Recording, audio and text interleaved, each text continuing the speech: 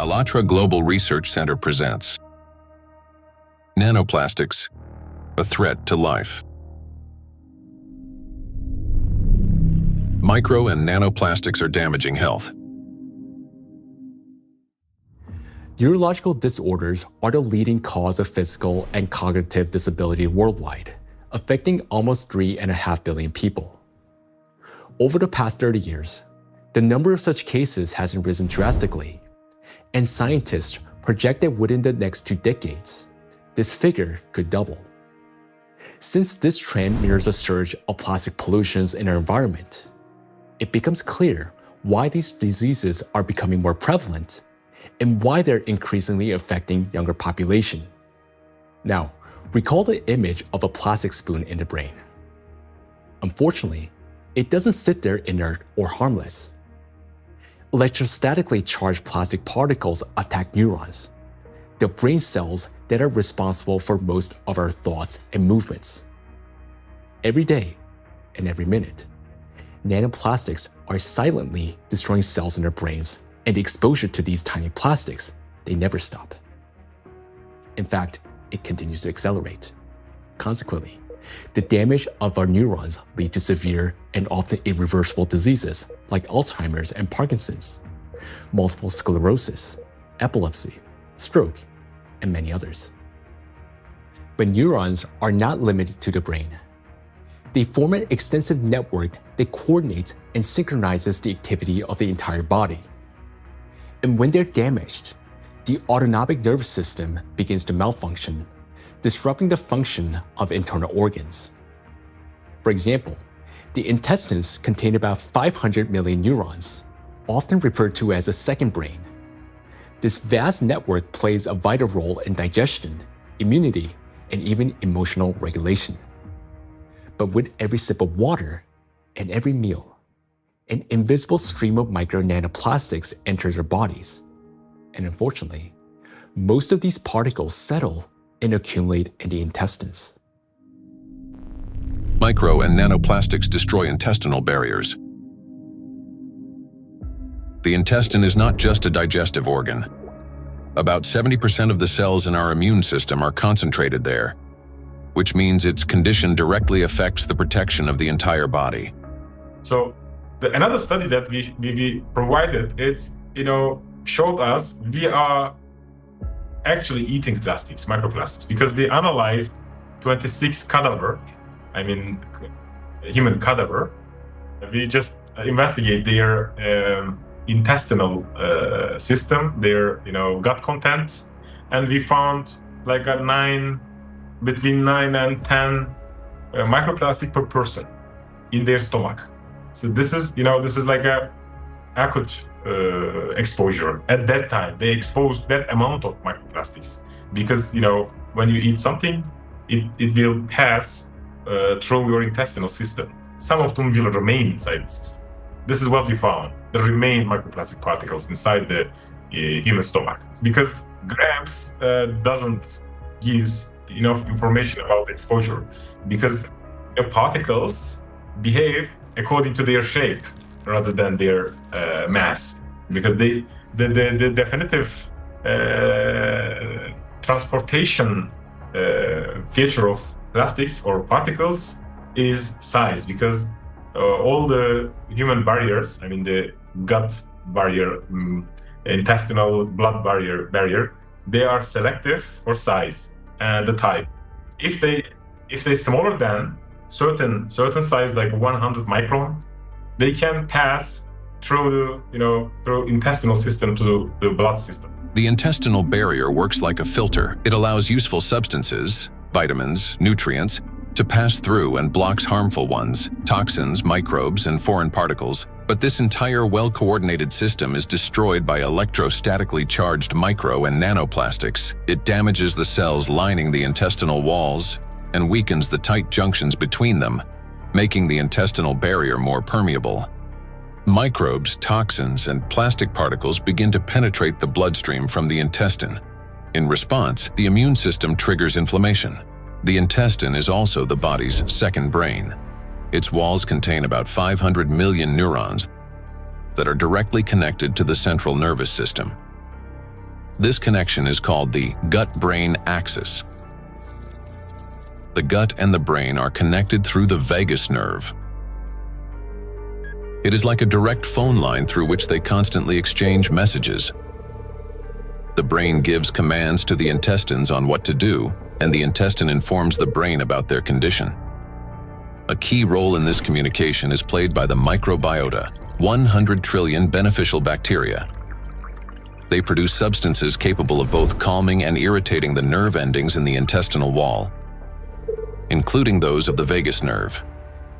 Charged micro and nanoplastics disrupt the balance of gut microbiota.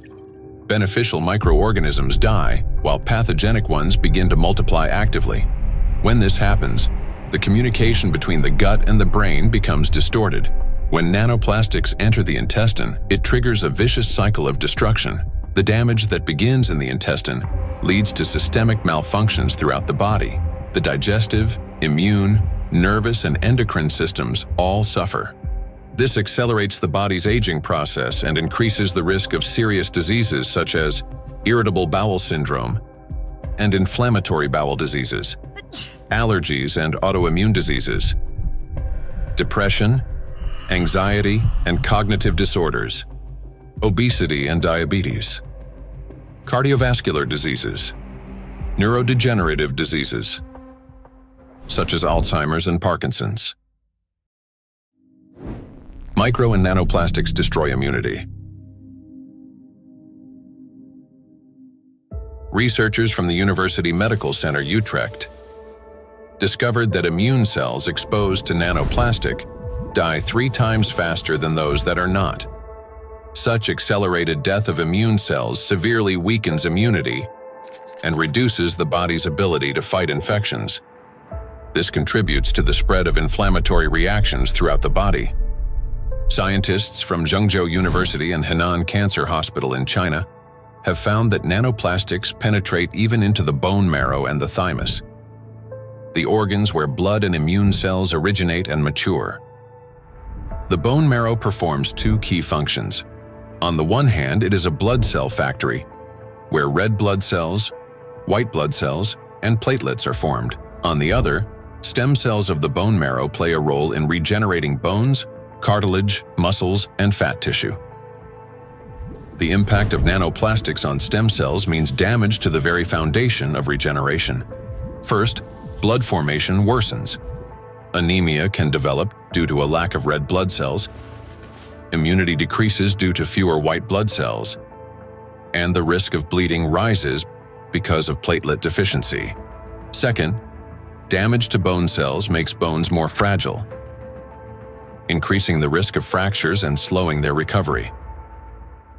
Nanoplastics not only destroy the immune system, but through its electrostatic charge, they also create conditions for the reproduction and resilience of pathogens.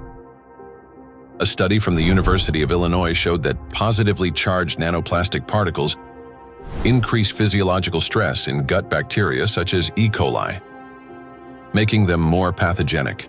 The electrostatic charge plays the decisive role here. It is what increases the pathogenicity of microorganisms. At the same time, nanoplastic particles without electrostatic charge did not cause physiological stress in bacteria, and their danger to humans did not increase.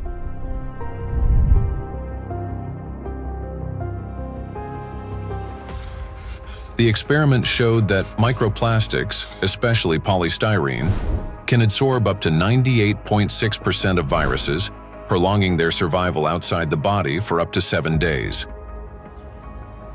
Viruses that normally die under sunlight or oxygen within hours can persist on plastic for 2 to 7 days, remaining on surfaces such as handrails, bottles, and door handles. A single sneeze from an infected person can release up to 200 million viral particles into the air, which can land on any plastic surface indoors or bind with nanoplastic particles in the air and water. Microplastics become an air and water taxi, spreading infection. Once in the bloodstream, charged micro and nanoplastic particles quickly become coated with plasma proteins, forming a biocorona, which masks them as the body's own cells and makes them invisible to the immune system. Antibiotic resistance.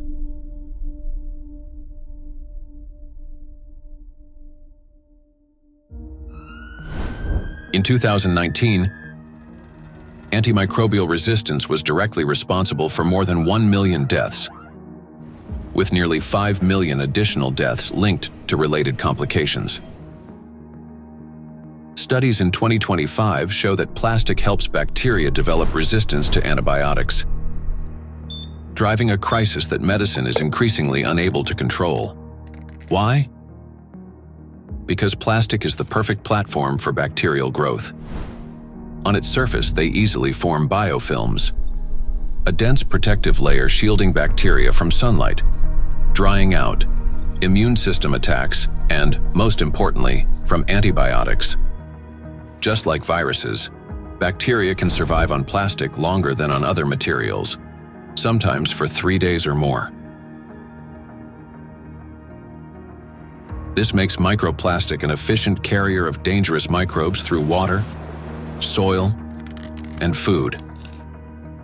Paul Dabzak, PhD in water chemistry and microbiology, researcher at Center for Research in Exact Sciences and Engineering at the Bolivian Catholic University San Pablo, notes that the presence of biofilms on microplastics makes them even more dangerous. In the laboratory, we study how microplastics interact with metals and microorganisms. We observe that microplastics can absorb metals through both physical and chemical sorption processes, and that this ability increases in the presence of bacterial biofilms that develop on the surface of the particles. These interactions depend on the type of plastic and the size of the particles, which alters their electrostatic charges. This causes microplastics to act like a magnet, attracting even more contaminants to their surfaces. In laboratory conditions, researchers from Boston University found that when bacteria come into contact with microplastic, they activate a special metabolic process linked to electron transfer. Simply put, plastic particles can share electrons with bacteria, acting as a kind of power bank for them. This process is called extracellular electron transfer. It gives bacteria extra energy, which first of all, makes them stronger, helps them divide faster, mutate, and build resilient multi-layered biofilms that block antibiotics from penetrating. Secondly, this extra energy directly accelerates antibiotic resistance. What's worse, even after plastic was removed from the experiment, bacteria retained their new properties. They mutated, became more resistant, and continued forming strong biofilms on other surfaces, even without plastic support. This means plastics may accelerate the rise and spread of the so-called superbacteria that are resistant to drug treatment. According to WHO estimates, by 2050, antimicrobial resistance will claim 10 million lives every year. Meanwhile, new antibiotics are being developed far more slowly than bacteria evolve. So think about this. Charged microplastics not only help bacteria to survive, but they also enable them to mutate into superbacteria that are resistant to antibiotics. This discovery reshapes our perspective on plastic pollution because we now understand that the problem is far more alarming than we have previously believed. And each year, the threat of antibiotic resistance is growing. In many countries, standard drugs are already losing their effectiveness, and even common infections are becoming increasingly difficult to treat. If this trend continues, antibiotics could soon become entirely useless. Micro and nanoplastics affect the respiratory system. The inhalation pathway of micro and nanoplastics is especially dangerous because plastic particles carrying an electrostatic charge can reach not only the lungs, but also travel directly into the brain through the olfactory pathway. Chinese researchers have estimated that in just 2 hours outdoors, an adult can inhale up to 106,000 microplastic particles, and a child about 73,000. Given the lower body mass of children, The concentration of inhaled microplastics per kilogram is on average 4 times higher in children than in adults. Once inside the respiratory tract, micro and nanoplastic particles carrying an electrostatic charge trigger a chain of destructive reactions in every cell of the bronchi and lungs. They cause oxidative stress and chronic inflammation, leading to severe consequences such as the onset and worsening of bronchial asthma, progression of chronic obstructive pulmonary disease, pulmonary fibrosis, in which healthy lung tissue is replaced by scar tissue, and an increased risk of malignant tumors of the respiratory tract. In a study conducted in 2021, microplastics were found in 13 out of 20 lung tissue samples. In patients with respiratory diseases, particles were found in every sample of throat phlegm. What's more, plastic fibers have been discovered in malignant lung tumors. According to the World Health Organization, lower respiratory tract infections remain the world's deadliest infectious disease and rank among the top 5 leading causes of death. Cancer of the trachea, bronchi, and lungs ranks 6th among the leading causes of death. Micro and nanoplastics disrupt the functioning of the heart and blood vessels. Cardiovascular diseases are the leading cause of death worldwide. Despite tremendous efforts by the scientific community to develop and introduce innovative treatments, both the incidence and mortality from these diseases continue to rise. How do micro and nanoplastics damage the heart and blood vessels? The main thing electrostatically charged nanoplastics do is they destroy the mitochondria inside our cells. The heart is one of the body's most energy-demanding organs, and it's the mitochondria, the energy producers, that give it the power for every single beat. And when mitochondria start to malfunction, the heart literally stalls. It no longer has enough energy to maintain a normal rhythm or strong contractions. Heart attacks and strokes remain the world's leading causes of death among all diseases. In this context, it's especially alarming that scientists have found micro and nanoplastics inside atherosclerotic plaques, dense deposits within arterial walls that narrow the vessels and can obstruct blood flow. When a vessel becomes constricted or a clot forms, blood circulation to the heart or brain is disrupted, sharply increasing the risk of a heart attack or stroke. Research shows that when microplastics are present in carotid artery plaques, the risk of these life-threatening events and fatal outcomes rises by 4.5 times. Micro and nanoplastic particles trigger blood clot formation. When micro and nanoplastics enter the bloodstream, they don't simply drift there passively. Because of their electrostatic charge, plastic particles stick to vessel walls and attract blood proteins and cells. These coated particles damage the endothelium, the ultra-thin layer of cells lining the inside of blood vessels. The endothelium is like an intelligent shell of the vessels. It regulates their dilation and constriction, controls blood clotting, and protects against inflammation. However, under the influence of micro and nanoplastics, this system breaks down, leading to chronic inflammation and an increased risk of thrombosis. In addition, electrostatically charged microplastics can interact with blood cells, platelets, and red blood cells, disrupting their normal behavior. Under normal conditions, red blood cells carry a negative surface charge called the zeta potential, which keeps them from sticking together and allows blood to flow freely, even through the tiniest capillaries. But when exposed to microplastics, this charge decreases. Red blood cells begin to clump together, blood viscosity rises, and clot formation starts. As a result, clots appear in the vessels, obstructing blood flow, which is especially dangerous for the brain, heart, and eyes. This consequently increases the risk of chronic fatigue, vision disorders, hypertension, heart attack, and stroke. Nanoplastics interact with cell membranes. Positively charged nanoparticles are strongly attracted to negatively charged components. leading to disruption of membrane integrity, for example, in red blood cells, platelets, and endothelial cells. Micro and nanoplastics induce the development of cancer.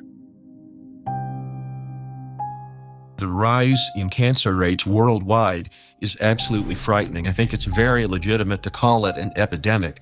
The statistics are sobering. The World Health Organization estimated that in 2020, worldwide there was about 18.1 million new cases of cancer, whereas in 2022, just 2 years later, it's gone from 18.1 million up to nearly 20 million. And in fact, according to the World Health Organization, if this trend continues, by 2050, worldwide there's going to be 33 to 35 million new cases of cancer, truly an epidemic and truly a real major health issue affecting every single person everywhere in the world. So yes, that's a huge problem. For a long time, cancer was considered a disease of old age, the result of accumulated DNA mutations, weakened immunity, and years of exposure to carcinogens. But today, because of nanoplastic exposure, mutations can begin to build up in the body at much earlier stages of life. There's an increased rate of cancer worldwide in children and also in people much younger than I used to see. So what's going on now is that we're having a rise in people getting cancer, children, young adults, and it's probably not due to smoking or alcohol or anything. There seems to be something else, something in the environment that is causing this cancer at an alarming rate, and it's getting worse. So a very serious problem, yes. And again, one of the possibilities that could be accounting for this, we'll be talking more about it, is indeed nanoplastics. We observe in the last 30 years that in some countries we observe early onset cancerogenesis, so that tumors are diagnosed more early than previously. So that was like colorectal cancer are observed earlier and diagnosed earlier than 30 years ago in average. A key role in tumor development may be played by mitochondrial dysfunction, caused by exposure to nanoplastics. This happens through the accumulation of mutations in mitochondrial DNA and the disruption of normal cell death mechanisms, which together reduce the body's ability to eliminate damaged cells and increase the likelihood of these cells transforming into tumor cells. So these tumor cells are very aggressive, and normally they don't take anything up which they cannot use. So, I mean, what could happen? I mean, this is hypothetically that they can produce some energy out of these plastics, or somehow some pathways are activated which are helping the cells to move faster. That could be. So we need to investigate that. So it's a very important question, and we are basically on that to find out what happens mechanistically in those cells, that they can use plastics to facilitate their microglial potential. Nanoplastics increase levels of reactive oxygen species in organ cells and tissues, causing oxidative stress that accelerates the growth of cancer cells, helps them spread to other tissues, stimulates formation of new blood vessels, enhances inflammation, and weakens the immune system.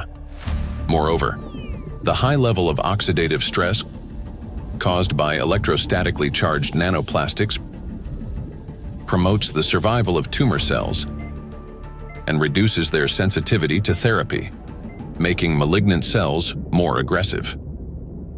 Anything that damages the normal cell DNA that is responsible for the growth and division of cells, that damage can contribute to that cell becoming malignant, growing and dividing and spreading uncontrollably. That's what cancer is. And that is certainly a concern about the effect of nanoplastics. And then above and beyond that, because nanoplastics affect so much of the cell's function, the oxygenation, the ability of a cell to function, above and beyond that, I'm concerned as a doctor that treats cancer that nanoplastics may be reducing the effectiveness of our cancer treatments. I'm a physician that treats cancer with radiation therapy, so I am concerned about nanoparticles adversely affecting the use of radiation therapy to control cancer.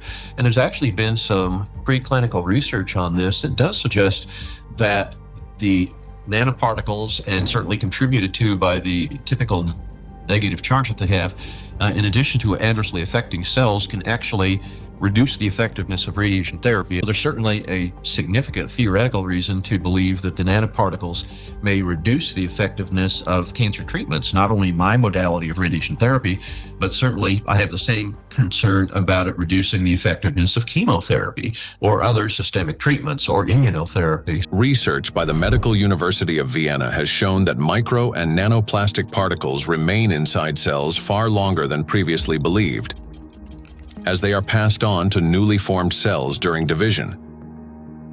In addition, there are also early indications that these plastic particles may play a role in tumor metastasis. So that's one of the problems, that the tumor grows very quickly and then also disseminates. And what we observed is that these particles are kept by the cells even after cell division, and then they are helping the cells to migrate quicker, so they can move quicker. And that's a property which we also observe in tumor cells when they are in the body, so that they can move to other places and even metastasize. And so we have to assume that also in the body, that these tumor cells can basically use those plastics to proliferate and move around in the body. When I came to this plastic topic, I thought myself, that this is, we introduce here material which is potentially toxic, potentially accumulating over the years, over the decades of the centuries, so maybe for a very long time, affecting our health, but also the evolution. I not only mean the cancer evolution of how cancers originate, but even the evolution of new species and the evolution of the whole ecosystems. Nanoplastics affect every system in the human body. They act as a trigger, setting off a cascade of processes that lead to serious illnesses, all because of their electrical charge. Today, we know that nanoplastics play a significant role in the development of conditions that have become the leading causes of death worldwide. It may seem that the humanity has already faced its greatest threats: antibiotic resistance, autoimmune and neurodegenerative diseases, and cancer. Yet, there is something even more frightening than disease itself. Imagine living an ordinary life, feeling healthy, full of energy, going to gym, delivering a presentation, meeting friends. But then, a moment later, one suddenly dies. The body stops functioning as if someone has switched the lights off. Is there a link between MNPs and sudden death syndrome? Sudden adult death syndrome remains one of the most troubling and unexplained medical mysteries. A person may show no signs of illness, yet their life ends abruptly, leaving doctors and loved ones without an answer to the question, why? According to the World Health Organization, sudden arrhythmic death claims about 5 million lives worldwide every year. In Europe and the US, it accounts for up to 20% of adult deaths from cardiovascular disease.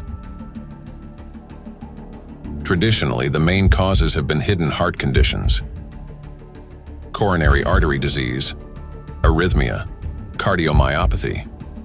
But in recent years, researchers' attention has increasingly been drawn to a new risk factor: exposure to micro and nanoplastics.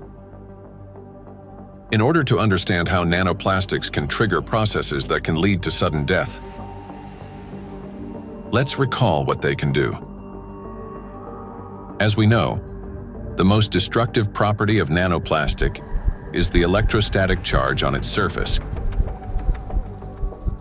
which allows these particles to interfere with the transmission of electrical impulses between cells and distort the signals that coordinate the function of organs and the body as a whole. And because this same electrostatic charge can also disrupt mitochondrial function in every cell, leading to energy deficiency, inflammation, and ultimately cell death, the greatest danger arises in the most energy-consuming organs, the brain and the heart, where such disruptions can trigger sudden death syndrome. Our brain controls breathing and heart function through precise electrical impulses. If nanoplastic blocks or distorts these signals, the heart can cease to beat or breathing can stop.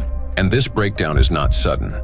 It results from a gradual accumulation of disruptions. That is, the signals from the brain's cardiovascular center become increasingly distorted and unstable, step by step, impairing the transmission of electrical impulses within the heart muscle.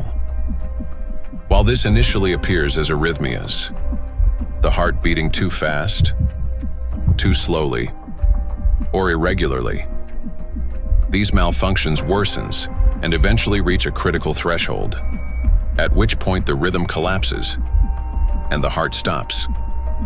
To those nearby, it may seem instantaneous, but in reality, the failure has been long developing over time. A similar process affects breathing. Signals from the brain's respiratory center, under the influence of nanoplastics' electrostatic charge, become progressively more erratic. After the critical threshold is crossed and the brain's commands can no longer get through, breathing stops entirely. In other words, sudden death is the final outcome of a gradual dysregulation of the heart and breathing, a process that silently progresses until it crosses a point of no return. And while we go about our daily routines making plans for the future, nanoplastics continue to damage our bodies cell by cell, day after day. It is terrifying to realize how severely nanoplastics affect the human body. Even more disturbing is the fact that we cannot control our exposure to them. Nanoplastics enter our bodies constantly through the air we breathe, the water we drink, and the food we eat. This has already become our everyday reality.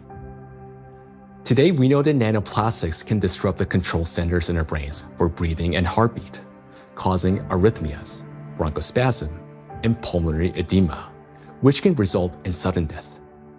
Yet, what's more alarming is how little we still know. Research on nanoplastics has only just begun, and we're only starting to grasp the true scale of this threat. But make no mistake, everything you have heard so far isn't science fiction. These are actual biological mechanisms triggered by electrostatically charged nanoplastics.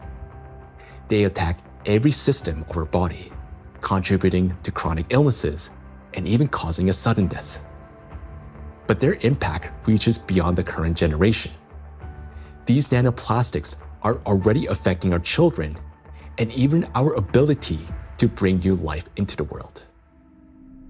Micro and nanoplastics destroy reproductive health.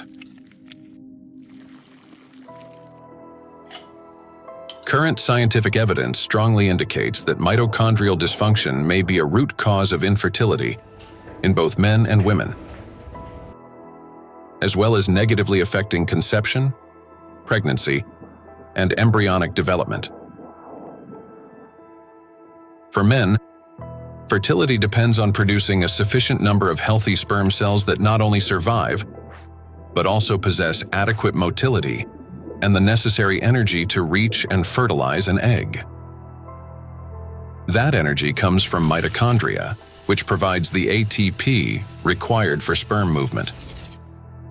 When mitochondrial function, however, is damaged or becomes unstable, sperm motility decreases, and even shape and structure of sperm cells can be altered, directly reducing the ability to conceive. From 1973 to 2018, the global sperm count in men declined by more than 60%.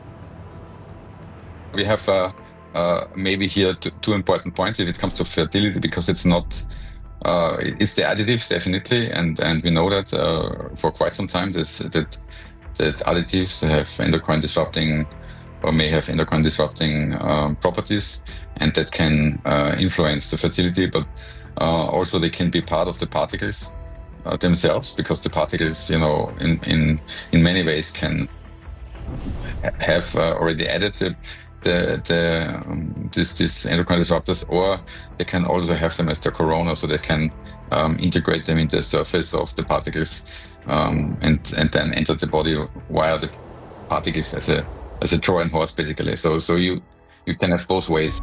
In studies conducted by Chinese scientists, microplastic was found in every semen sample. Its impact on sperm cells is both rapid and destructive. Within just 30 minutes of exposure, mitochondrial function is disrupted and DNA damage begins. This reduces sperm viability and makes conception nearly impossible. Animal studies have shown that micro and nanoplastics can accumulate in the testes, cause testosterone deficiency, and impair spermatogenesis. Micro and nanoplastics disrupt erectile function.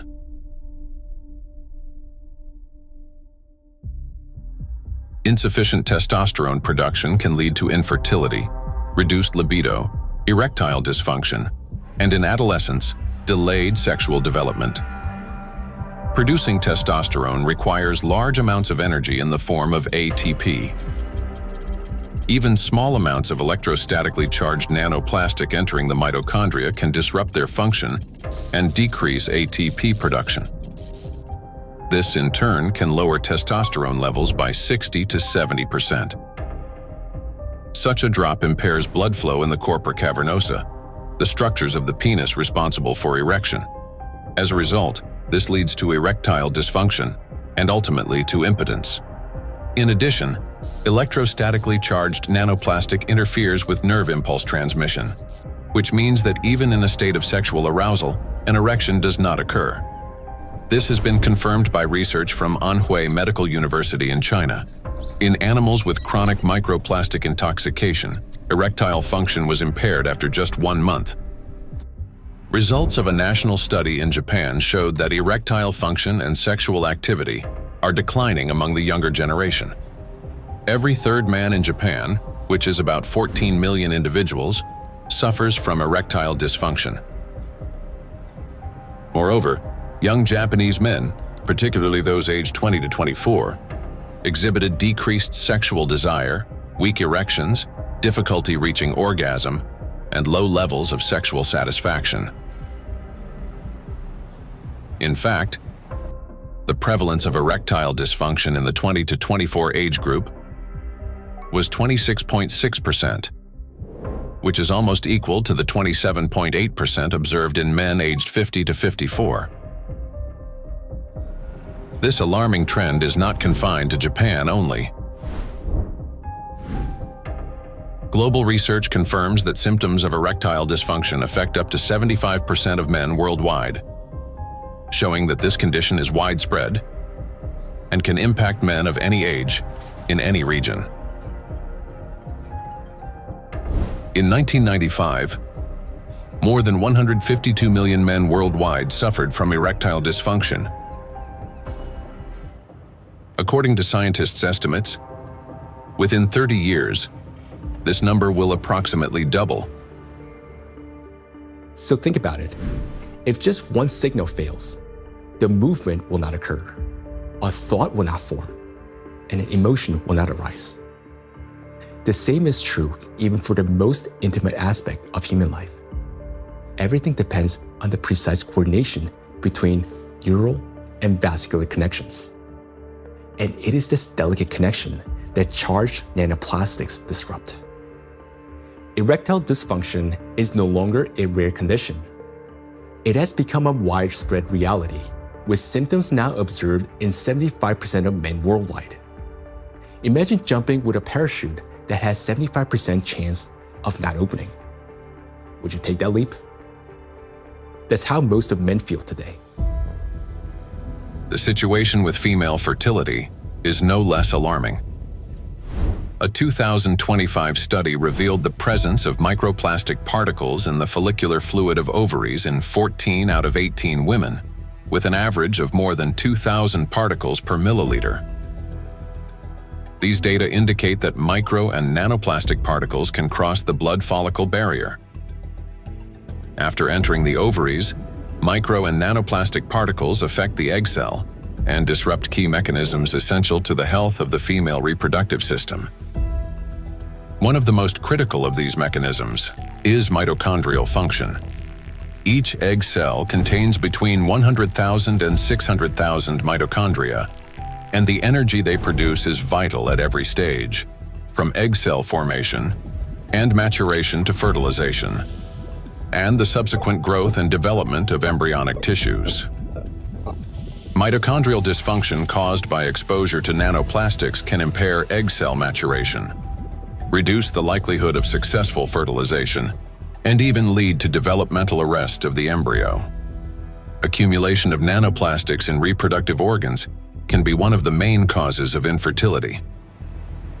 According to the World Health Organization, today, about 17.5% of adults, that is, about 1 in 6 people in the world, face infertility. Given the global spread of plastic pollution, Professor of Environmental Medicine and Reproductive Health, Dr. Shanna Swan predicts that by 2045, the world's population may become completely infertile. Micro and nanoplastics affect the emergence of life. During pregnancy, a woman's body creates ideal conditions for the growth and protection of the fetus. However, even the placenta, the body's primary barrier between mother and child, cannot stop plastic nanoparticles from crossing through. A research team led by Antonio Ragusa made a landmark discovery when they detected microplastic particles in the human placenta for the first time. Their findings showed that plastic can penetrate a place where no artificial material had ever been found before, the very environment where new life begins.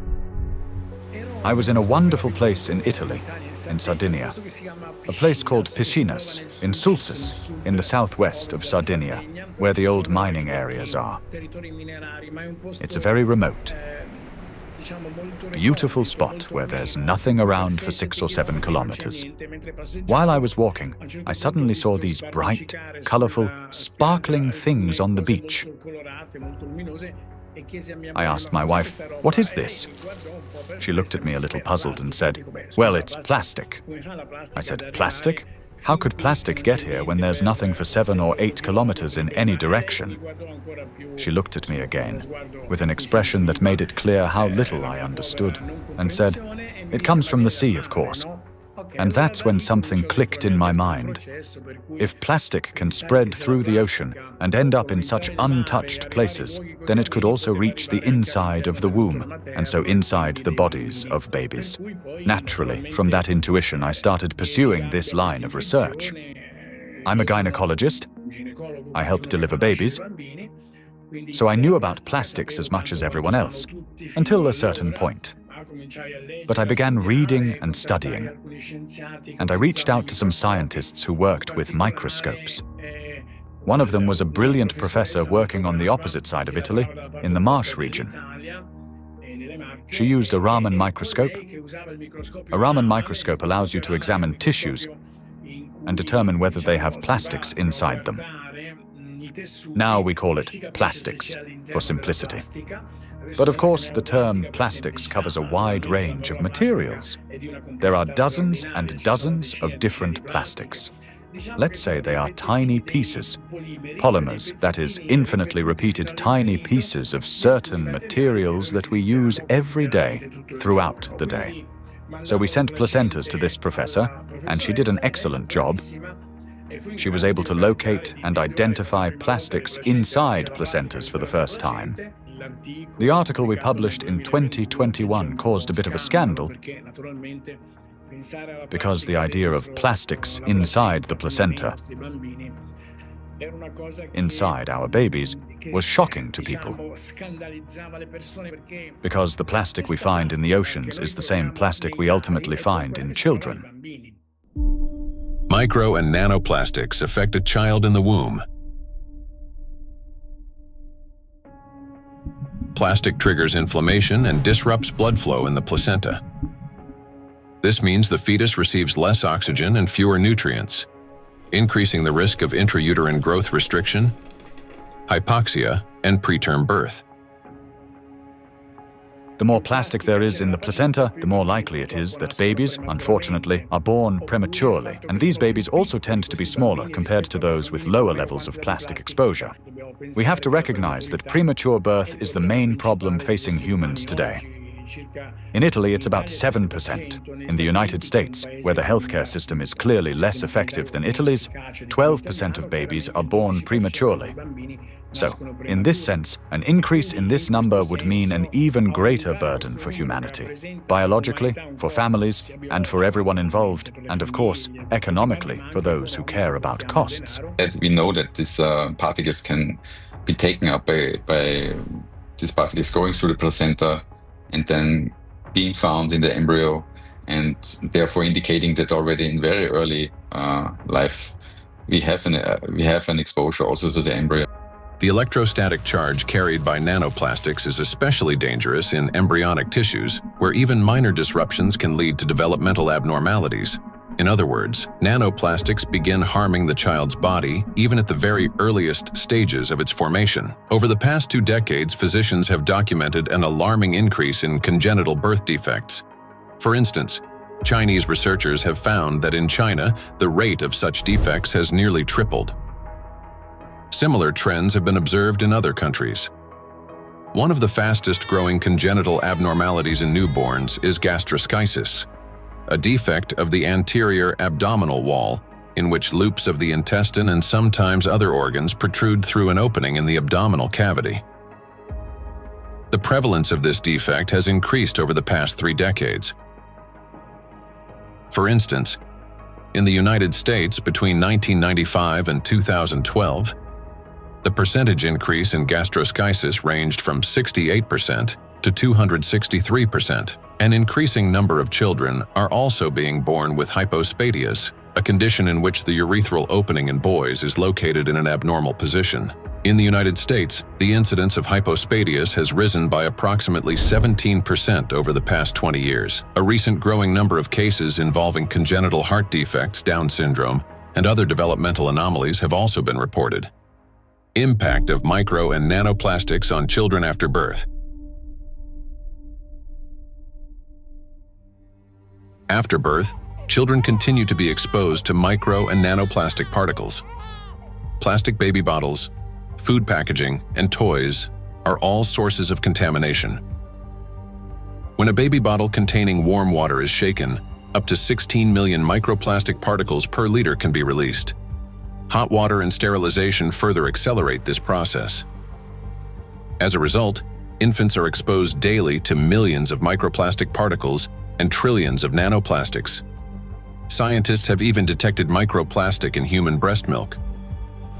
Research has shown that nearly 40% of breast milk samples, one of the most essential sources of infant nutrition, already contain hazardous plastic microparticles. Due to their higher metabolic rate and breathing frequency, children take in more air, water, and food per unit of body weight than adults. Consequently, at the same level of environmental contamination, their bodies absorb higher doses of microplastic. Moreover, the protective barriers in a child's body are not yet fully developed. This means plastic particles can penetrate tissues more easily and accumulate at higher concentrations. For example, in children under 2 years of age, the ethmoid bone is not yet fully formed, and its openings are wider, allowing plastic particles to pass more easily through the olfactory nerves directly into the brain. Plastic is an infiltrator, and it's mainly children who are affected by it. In our scientific article that drew a lot of attention and was widely cited, we called them cyborg babies, meaning babies who are made of organic material, but also inorganic material like plastic. These babies are smaller. They generally have smaller brains, and very few end up with lower levels of plastic in their bodies. They're not completely free of it, since plastic is everywhere, but with lower levels of plastic. Because of the electrostatic charge of micro and nanoplastic particles, as well as the presence of bisphenols and phthalates, the endocrine and reproductive systems of children are particularly vulnerable. These substances interfere with the formation and development of the reproductive organs, potentially leading to infertility later in life. Given scientific projections that by 2045 humanity could face widespread infertility, children born after 2020 may have a high likelihood of being unable to conceive their own offspring. I have 2 little daughters, and for me personally, everything we have just heard is terrifying. The truth is that we still don't fully understand the catastrophic consequences of our children being exposed to micro nanoplastics. Or, as Dr. Ragusa put it, they have become cyborg children. We're only beginning to grasp the full scale of this reality. And it is truly heartbreaking to look at small children and realize that they may never be able to have children of their own. Not to mention that their lives are already at risk today. The immune system is also at risk. In early childhood, it is still learning to distinguish between friends and foes. Exposure to microplastics can disrupt this process, increasing the risk of allergies, eczema, food intolerances, and even autoimmune diseases. But it also has long-term consequences by which cell programming determines diseases that will then manifest themselves when a person reaches adulthood. That is, at 40 or 50 years of age. And these are diseases that are currently overwhelming, if not outright damaging, our world. They're the so-called non-communicable diseases: obesity, hypertension, diabetes, and metabolic syndrome. A child's brain is especially vulnerable in the first years of life, a critical period of rapid nervous system development when neurons are formed and complex neural connections are established. However, electrostatically charged nanoplastic can interfere with these delicate processes by inducing inflammation, damaging immature nerve cells, and impeding their development. As a result, memory, attention, and learning abilities may be impaired, and emotional instability can arise. Over time, this may manifest as anxiety, learning difficulties, and episodes of aggression. In addition, studies indicate a potential link between exposure to micro and nanoplastic and the development of autism spectrum disorders. Given the breadth of damage that electrostatically charged micro and nanoplastics can inflict on the human body, the scientific community may need to examine their possible role in the rapid rise of autism more closely. For me as a father, it is heartbreaking to realize how truly defenseless our children are. Micro and nanoplastics start affecting them from the very moment of conception, persist throughout fetal development, and continue their impact after birth. Unfortunately, the illnesses that we have already discussed are not the only conditions that micro and nanoplastics can trigger in children. According to statistics, sudden infant death syndrome is among the leading causes of mortality in infants under 1 year old. This is when a seemingly healthy baby dies unexpectedly, and the cause remains unknown even after all examinations. The number of such tragedies is rising rapidly.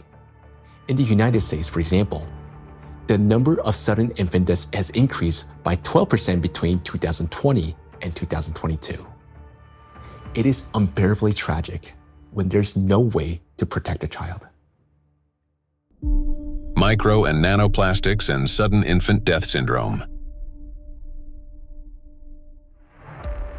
Since nanoplastics can cause chronic inflammation in any tissue they penetrate, they can disrupt the formation of neural connections even before birth, including in the regions of the fetal brain that control breathing and heart function. After birth, the damaging influence of electrostatically charged nanoplastics continues. An infant's nervous system is still developing and remains highly unstable. Therefore, even minor disturbances in signal transmission can lead to respiratory or cardiac arrest. These very functions are often impaired in infants who die from sudden infant death syndrome. Moreover, when micro and nanoplastics damage mitochondria, the affected cells begin producing less energy. To compensate for this deficit, they increase the number of copies of mitochondrial DNA and expand their population of mitochondria. Studies have shown that children who died from sudden infant death syndrome had a significantly higher number of mitochondrial DNA copies in their cerebral cortex compared with control groups. suggesting that this number may serve as a biomarker in cases of sudden infant death syndrome. Thus, exposure to micro and nanoplastics may be a key factor in the development of sudden infant death syndrome, as well as in a range of pathologies that contribute to premature infant mortality. We're unable to protect ourselves, and worst of all, our children from the effects of micro and nanoplastics. While modern diagnostic equipment capable of accurately identifying the true causes of disease and death is still not available everywhere, we can say with high degree of confidence that nanoplastics contribute to the development of many illnesses and may accelerate their progression. In those rare cases where detailed postmortem examinations were conducted, researchers have found significant amounts of micro-nanoplastic particles precisely in the affected organs and tissues. For example, in brain tissues, atherosclerotic plaques, malignant tumors, and other pathological formations. But despite millions of deaths every year, such investigations into the presence of these plastic particles are carried out only in isolated cases. There are two main reasons for this. First, many laboratories simply lack the equipment required to reliably detect micro and nanoplastics. Second, doctors and researchers, they rarely consider the possibility that these particles could potentially influence the development or outcome of the disease. Consequently, medical reports continue to list familiar diagnoses, although behind them may lie an overlooked factor: the impact of micro and nanoplastics on the human body. I understand that hearing this part of our investigation may have been very difficult. It was for me as well, believe me. But the impact of micro nanoplastics on all of us is not something we can continue to ignore. This is a crisis already underway, one that remained unnoticed for so long because the threat has been working silently within. Every day, and I'm not talking about every year or every month, but every single day, the amount of micro and nanoplastics around us continues to increase. Large plastic waste constantly breaks down into smaller particles, and these particles eventually enter our bodies through the food we eat, the water we drink, and the air we breathe. This means that with every meal, every sip of water, and every breath, huge quantities of nanoplastics enter our bodies and begin their destructive work. Their harmful effects on our cells grow in direct proportion to their concentration. And this is a scientific fact. What's even more alarming is that today, there is already so much micro nanoplastics accumulated in the ocean that it will be enough to destroy the entire biosphere, including humans, at least 3 times over. When we hear about threats of such magnitude, our instinct is to run away from them. And I understand that. It may feel like the only logical response is to eliminate plastic from our lives completely, or better yet, to take our family and move to some pristine corner of our planet. But would that really solve the problem? In fact, where could we possibly go to escape micro and nanoplastics? Finding solutions.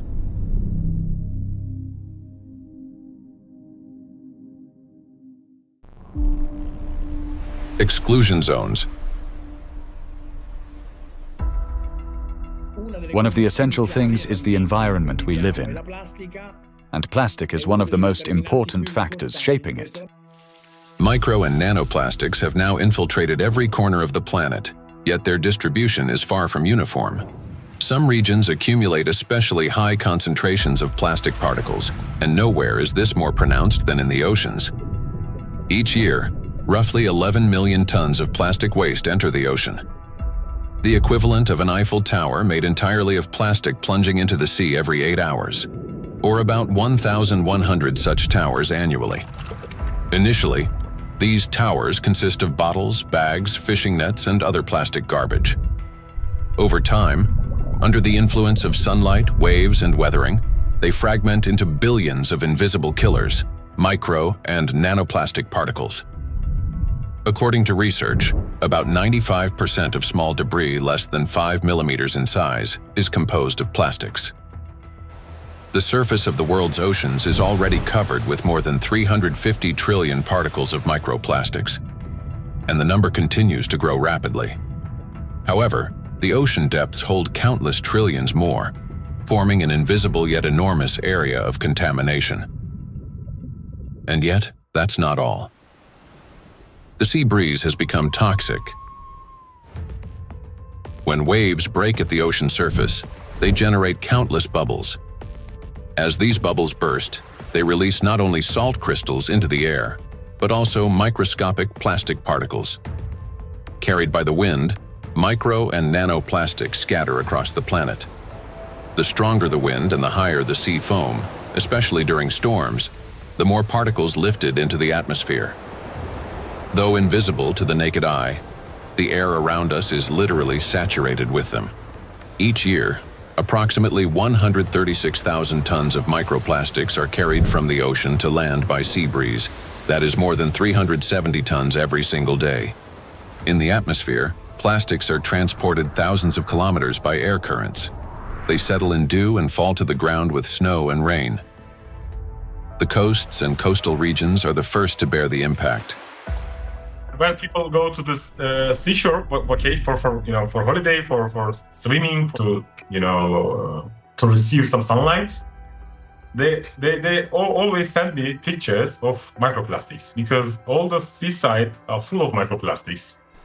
A study conducted in a coastal city in eastern China found that a person can inhale up to 1 million microplastic particles per year simply by spending time outdoors. The greatest danger comes from particles smaller than 100 micrometers, which can easily enter the respiratory tract. Because most of the coastal countries in the Mediterranean Sea don't have proper waste management system, so they release many huge amount of plastic waste into the Mediterranean Sea. This is the first reason. The second reason, we have two rivers in here in this part of the Mediterranean Sea, Seyhan and Ceyhan. These two rivers, in two of the 5 most polluted rivers in the Mediterranean Sea. Recycling actually makes those two rivers most polluted rivers in the Mediterranean Sea. They carries more than 5,000 tons of plastic waste into Mediterranean Sea every year. It's too much. And also, the coastline in the Turkish coast has pollution like 31 kilogram per kilometer per day. Every day, 31 kilogram of plastic waste reach that coast in 1 kilometer coastline. It's too much. Just imagine, one plastic bottle is 10 gram or 15 gram. You can imagine how many plastic bottle strand on those coastlines. Dr. Sarju Ganatra is a cardiac oncologist and director of the Cardiac Oncology Program at Lehigh Hospital and Medical Center. He leads research at the intersection of cardiovascular medicine, oncology, and environmental sustainability. According to his study, which was presented to the American Academy of Neurology, living in coastal areas is associated with an increased risk of brain and mobility disability. The reason for this is the high concentration of microplastics in the water, air, and soil of these regions. It's alarming, truly, that what we are seeing, that people living close to the coastal water with high amount of microplastic concentration in the seawater, they have higher prevalence, higher rates of various cardiovascular disease, stroke, diabetes, and other metabolic conditions, as well as cognitive mobility and self-caring disabilities and abilities to live independently essentially are less in that population. Researchers analyzed health data from residents of 218 coastal counties across the United States, comparing CDC reports with levels of environmental microplastic pollution. The findings are striking. Memory and cognitive impairments occurred 9% more often among residents of areas with high concentrations of micro and nanoplastics, compared to those in areas with low concentrations. Motor disorders were 6% more frequent. Difficulties with self-care, such as dressing or maintaining hygiene, were 16% more common. Inability to live independently, including managing finances or shopping, was 8% more frequent.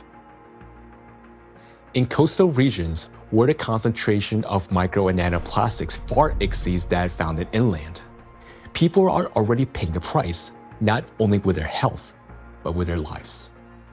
In a study led by Dr. Sarju Ganatra, scientists compared regions with high and low levels of microplastic pollution. But this raises an important question. That is, what does low level mean today? To answer this, let's look at the numbers. Dr. Ganatra defined a low level of contamination as one tiny plastic particle per 200 bathtubs filled with seawater. At first glance, that might sound negligible. But when that single particle breaks down into nanoscale fragments, the number of particles increases not by tens or hundreds, but by millions of times. Let's consider a simple calculation. Suppose the volume of one such tiny plastic particle is just 1 cubic millimeter, roughly the size of a grain of sand. Over time, it breaks down into many smaller pieces. Now, if we assume that this single microparticle disintegrates into fragments about 100 nanometers in diameter, that would generate about 1 trillion particles. And if their size decreases to 10 nanometers, the number would skyrocket to 10 to the 15th, or 1 quadrillion nanoparticles, all from a single microparticle. So what does this mean in practice? It means that even one glass of such clean water, which hardly exists anymore, would potentially contain about 5 million nanoplastic particles. And for the human body, after drinking just one glass, at least 5 million cells will be put at risk. So can this so-called low level of contamination truly be considered safe? Each of those 5 million particles entering a body can trigger inflammation, cause hypoxia, and disrupt communication between neurons. Note that these effects aren't always immediately noticeable. A mild headache, occasional fatigue, anxiety, or difficulty concentrating, all these may be early warning signs of cognitive decline, neurodegenerative diseases, disability, and ultimately, death. These symptoms are particularly evident among people who live or spend significant time near the coastal regions. And the decline in their health is an early warning sign, a reflection of a much larger crisis unfolding across the world. Do you remember Professor Gundogdu saying that the coastal countries of the Mediterranean don't have an adequate waste management system? Well, according to research, the concentration of microplastics in this region is about 4 times greater than North Pacific Ocean, where, by the way, the Great Pacific Garbage Patch is located. And in addition to 5 already known invisible garbage patches, researchers have identified a 6th garbage patch hidden in the Mediterranean Sea. It's called invisible because it consists mostly of microplastics. And unlike other oceanic garbage patches, which are at least far away from the densely populated coastline, this one is surrounded by 21 countries. It's a home to nearly 500 million people. We can say that this is the most dangerous garbage patch of the planet, because here, the plastic has already broken down into small sizes that are dangerous for life.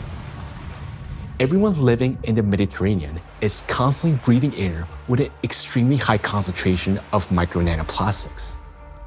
This is an extremely dangerous zone that should have been long ago been designated as an exclusion zone.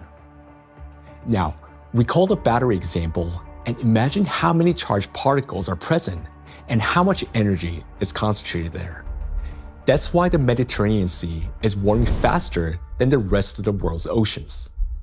This is very serious because Mediterranean plays a key role in shaping the climate of Europe and the Mediterranean countries.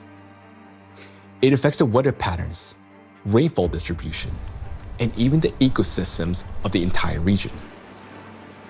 It is precisely this extreme warming here, driven by micro and nanoplastics, that is intensifying the climate anomalies, extreme weather events, and even natural disasters throughout the Mediterranean. Meanwhile, the amount of micro and nanoplastics continue to rise with every passing minute. And what worries me personally is that people do not know this and continue traveling to these regions, often with their children, thinking that they're going there to rest and recharge, when in reality, they're entering a zone of extreme danger. So the things that once symbolized health, freedom, and luxury, a yacht on an open water, a villa by the sea, or even a private island in the ocean, they're now slowly turning into exclusion zones. For now, this problem is mainly recognized by scientists, but it will soon become impossible for the public to ignore. And when that moment comes, mass migration from coastal regions will be inevitable. Thus, if we fail to find a solution, the economic losses will be enormous, as the tourism industry will collapse and luxury resorts on the coast will be deserted. Yet, the threat doesn't end there, because the tiny plastics are constantly spreading by the atmospheric circulation and contaminating everything in its path. Borders just for human, not for particles. So all these small microplastics can travel long distances. We have done experiments on the samples in Siberia, on samples in the north and south and polar regions, and we found in many of those nanoplastics. So most of the areas that are considered pristine are at least episodically polluted by nanoplastics via air. We measure around 20 nanograms per cubic meter of air on average. And this is pristine and clean air, and you think it is nothing here, but it's actually almost always something. Today, forests are also at risk of becoming exclusion zones, as they've already turned into massive reservoirs of micro and nanoplastics.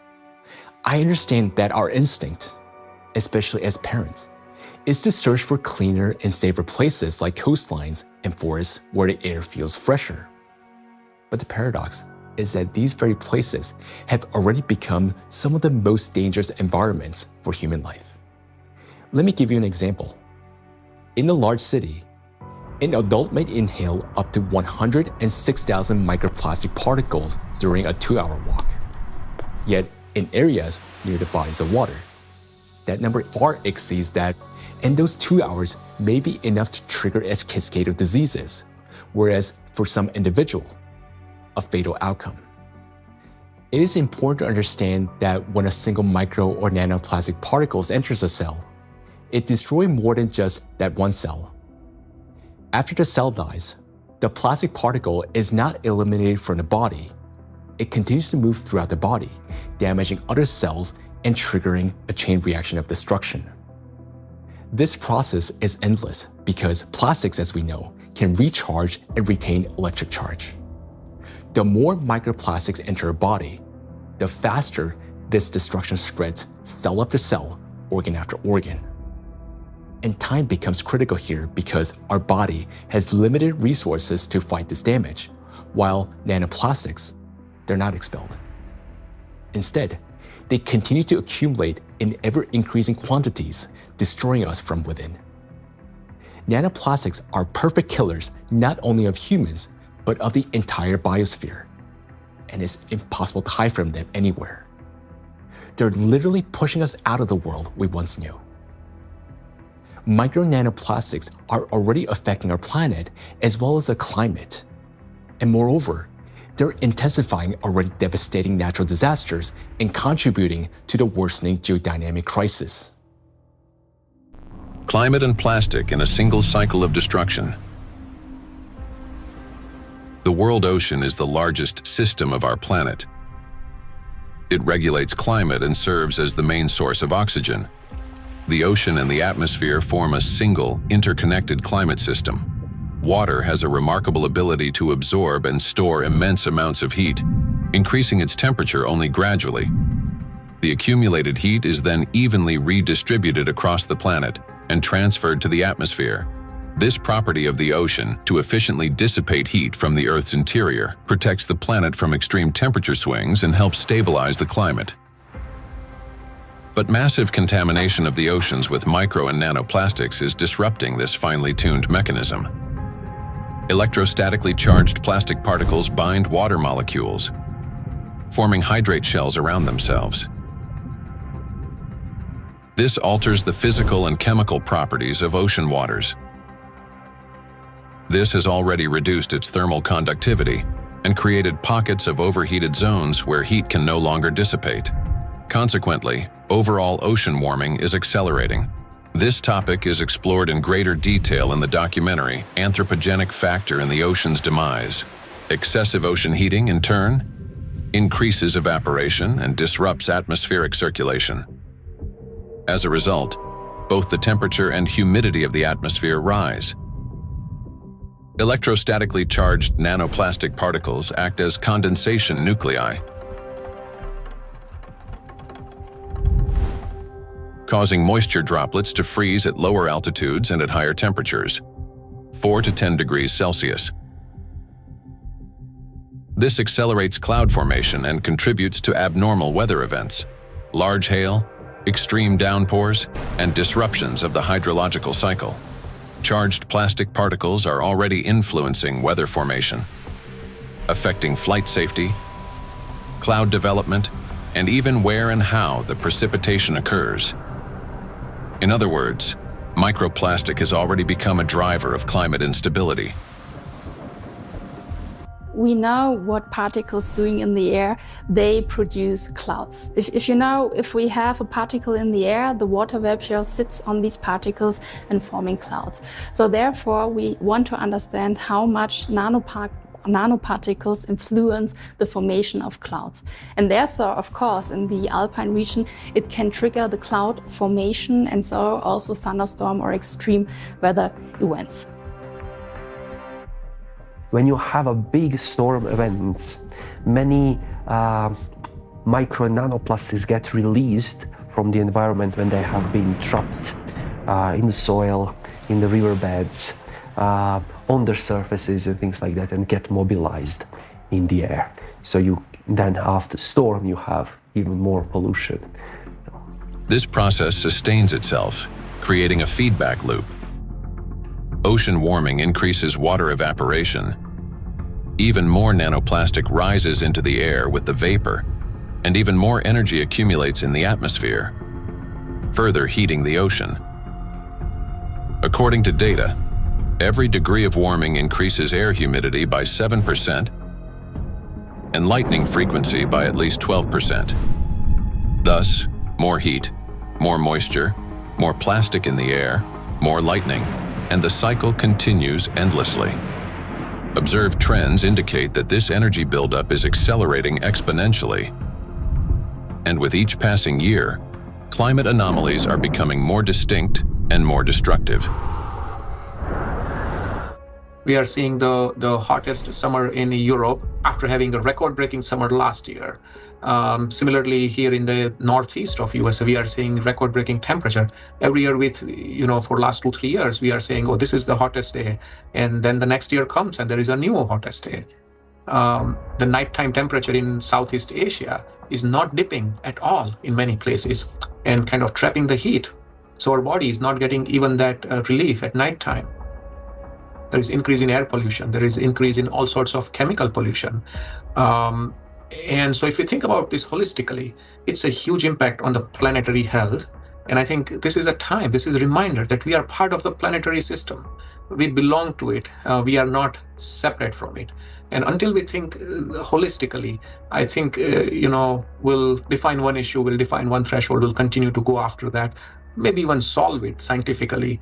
But until we think holistically and act holistically as a community, as a society, I think we are in trouble. We have reached a critical point where it's no longer possible to solve the climate crisis without simultaneously addressing the plastic pollution, and vice versa. The two are interconnected, each reinforcing the other. And as we continue to study this issue, the picture becomes even more alarming because we're now beginning to understand what is truly happening. I am. Both for myself and my family, but also for the future generations. There was a time where I thought that, the climate change is real, of course, but this is for future generations to be affected by, and I was still equally concerned. But in no time, and I would say in less than 5 to 10 years, we started from that mindset and time frame. Within 5 to 10 years, we started feeling it. Getting impacted by it in our day-to-day life. And so it's more concerning than ever before, and the timeline, which was predicted previously, has shortened exponentially. The impact we are seeing on a global climate, from ambient air to the thinning of the Arctic ice, and it's not linear model, right? I mean, the physics is going to play out. The thinner the ice, it's going to take much less amount of time to melt it, even the same volume, in a much shorter period of time. So I think these timelines are really concerning, and I am afraid, yes. Indeed, many signs indicate that our planet's energy balance has been disrupted, and natural processes are intensifying exponentially. Consequently, we may have less and less time to respond, and nanoplastics are playing a key role in this acceleration.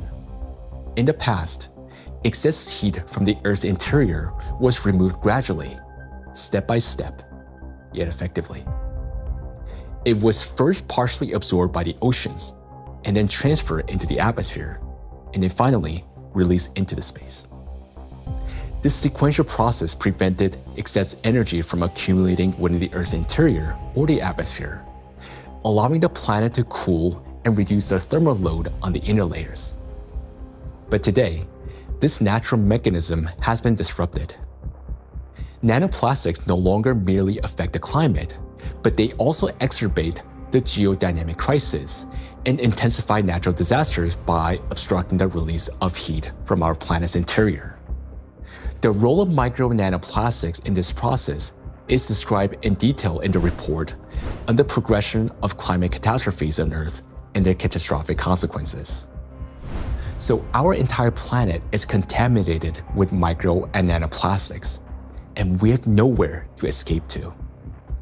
These particles are in us, in our children, disrupting and destroying more and more cells in our bodies.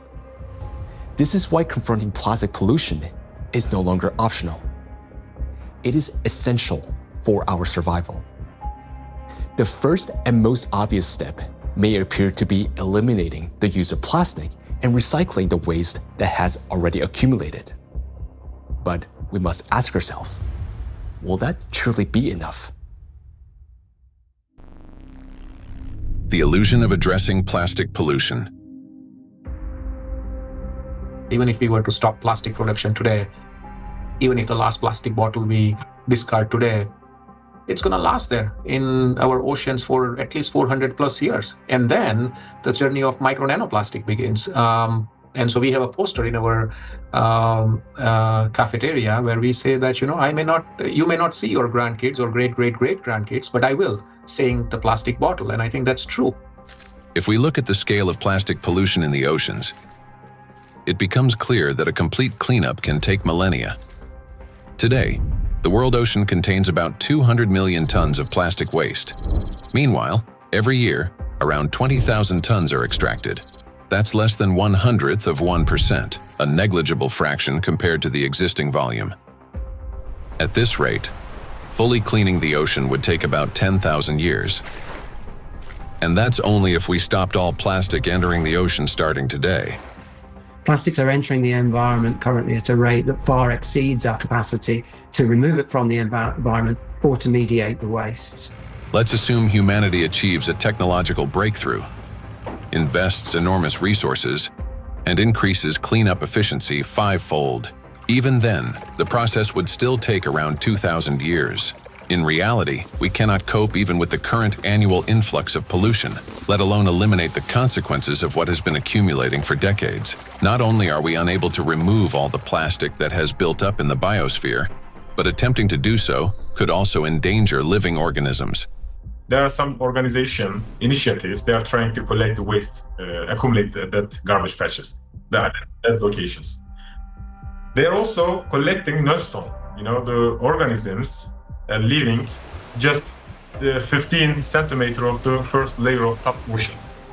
So those organisms, using that, those artificial material as a, hunting ground, nesting ground, feeding ground, or, they are laying egg on those plastics. So when you remove all these plastics, you also remove all those organisms.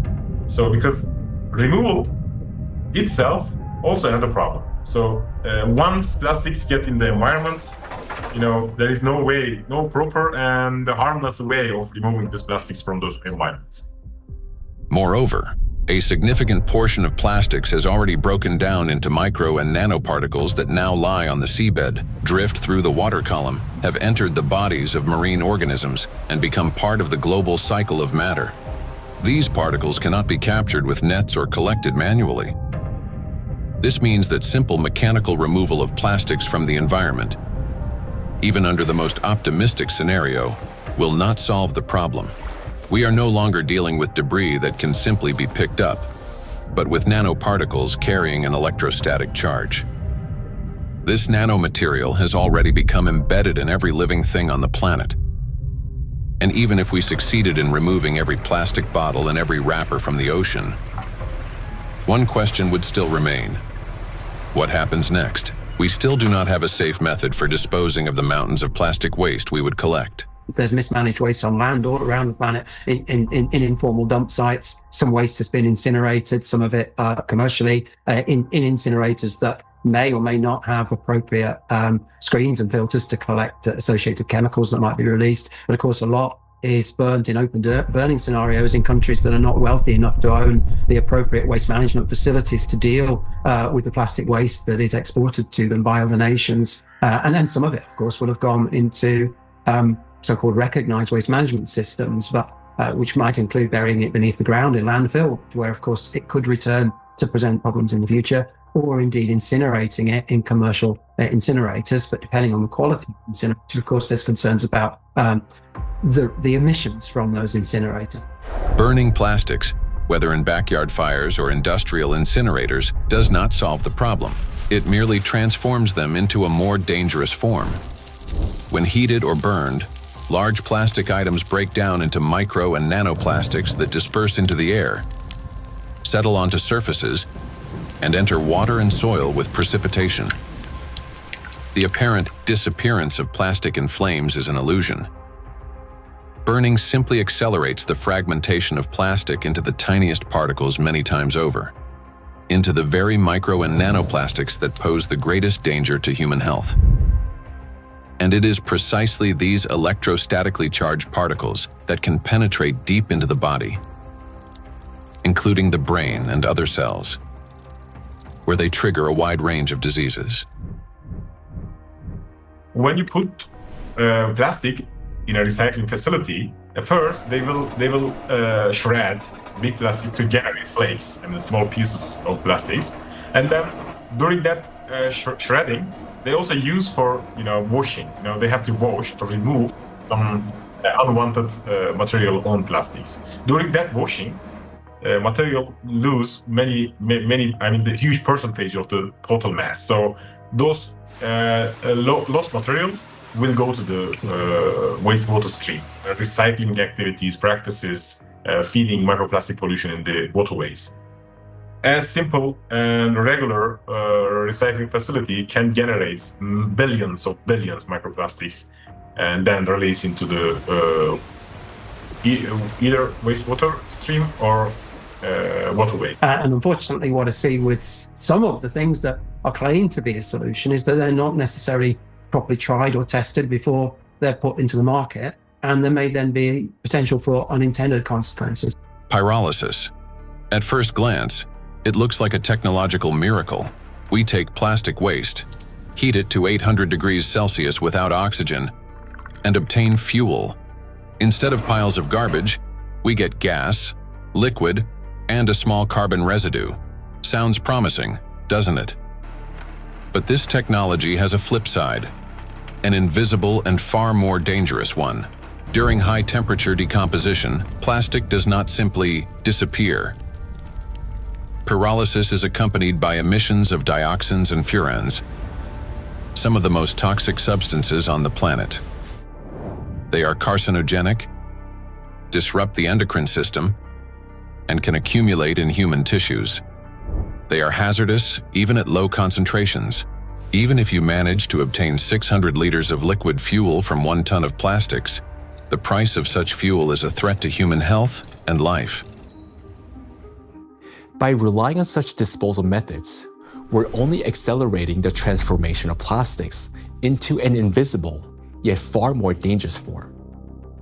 Let me remind you that the amount of micro and nanoplastics present in the ocean alone is already more than enough to destroy our entire biospheres, including the humankind 3 times over.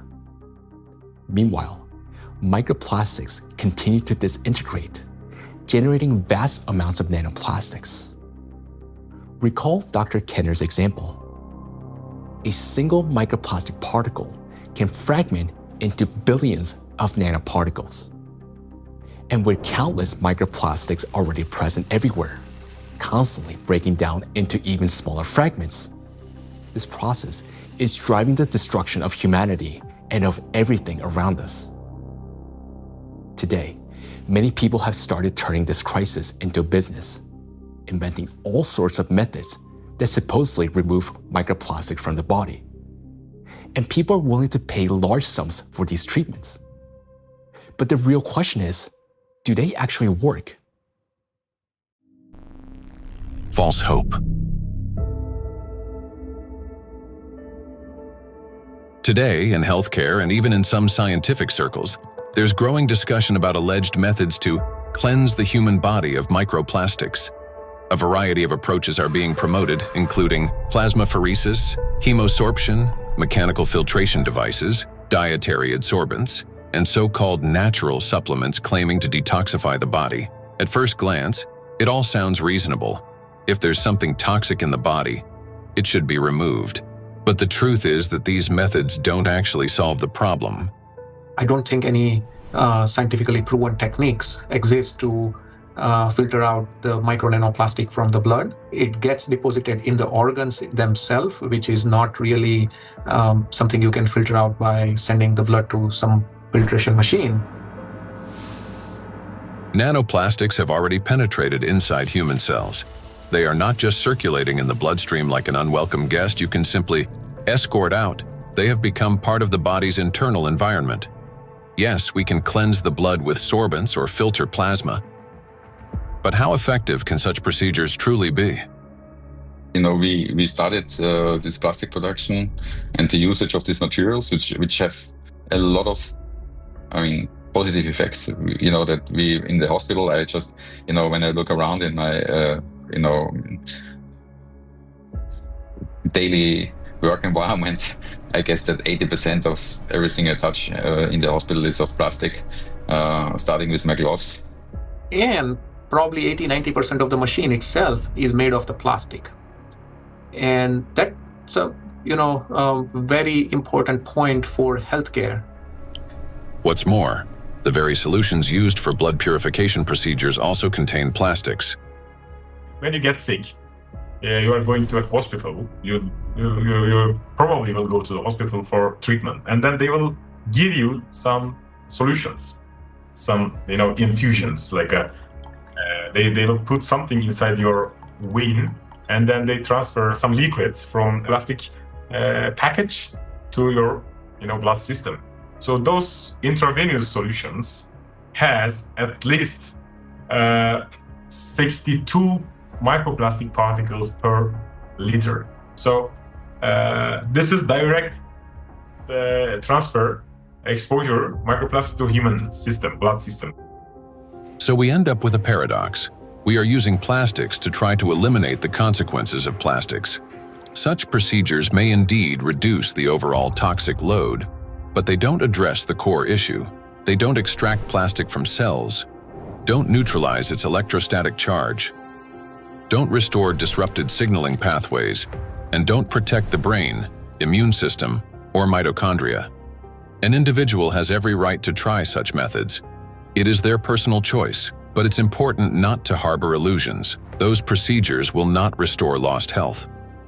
Moreover, plastic isn't just a material used for packaging and household goods. It is the backbone of modern industry, healthcare, transportation, electronics, construction, and even space technology. It's the second most common material on Earth after concrete, so it's extremely widespread. I think going forward, it's going to be really important that we retain the important uses of plastic, because plastics are not here the enemy. It's not a treaty about not producing plastics. It's a treaty about ending plastic pollution, not ending the production of plastics. And plastics have the potential to bring clear societal benefit. That is why the main goal today isn't to stop plastic production, but to find ways to reduce the impact of micro and nanoplastics on human health and the environment.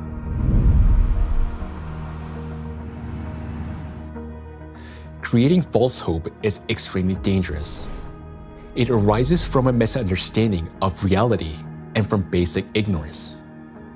We must remember that the most dangerous plastic particles are those small enough to penetrate our cells. And once micro and nanoplastics enter our cells, they cannot be filtered out or removed. They become part of the body and slowly destroy us from within. The most serious problem is that we have no control over how much of this material enters us. Nanoplastics can even penetrate the skin, for example, when we swim in the sea or lie in the sun. And what can we do about nanoplastics that, once inhaled, travel directly to the brain and begin destroying neurons? Nanoplastics are among the most dangerous substances for the biosphere and for all life, including humanity. Yet, abandoning plastics altogether will be senseless because doing so would cause enormous global losses. Synthetic polymers, including plastics, form the backbone of countless modern industries, from medicine and nanotechnology to flexible electronics, neuromorphic hardware for AI, aerospace structures, automotive manufacturing, and construction. Their versatility, ease of shaping and processing, compatibility with other nanomaterials, and scalability have made them the foundation of our modern progress. The solution, therefore, is not to eliminate plastics, but to ensure that they no longer threaten life. And the real path forward begins with understanding precisely what makes nanoplastics so dangerous.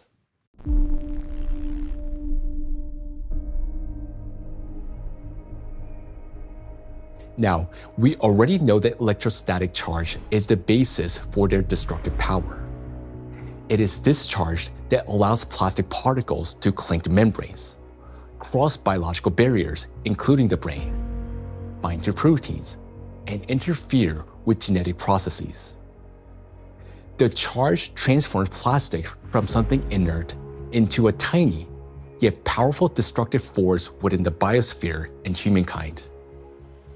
Understanding this, the scientific group of ALLATRA was the first to propose a strategic direction, that is, to deprive nanoplastics of their ability to accumulate and retain electric charge.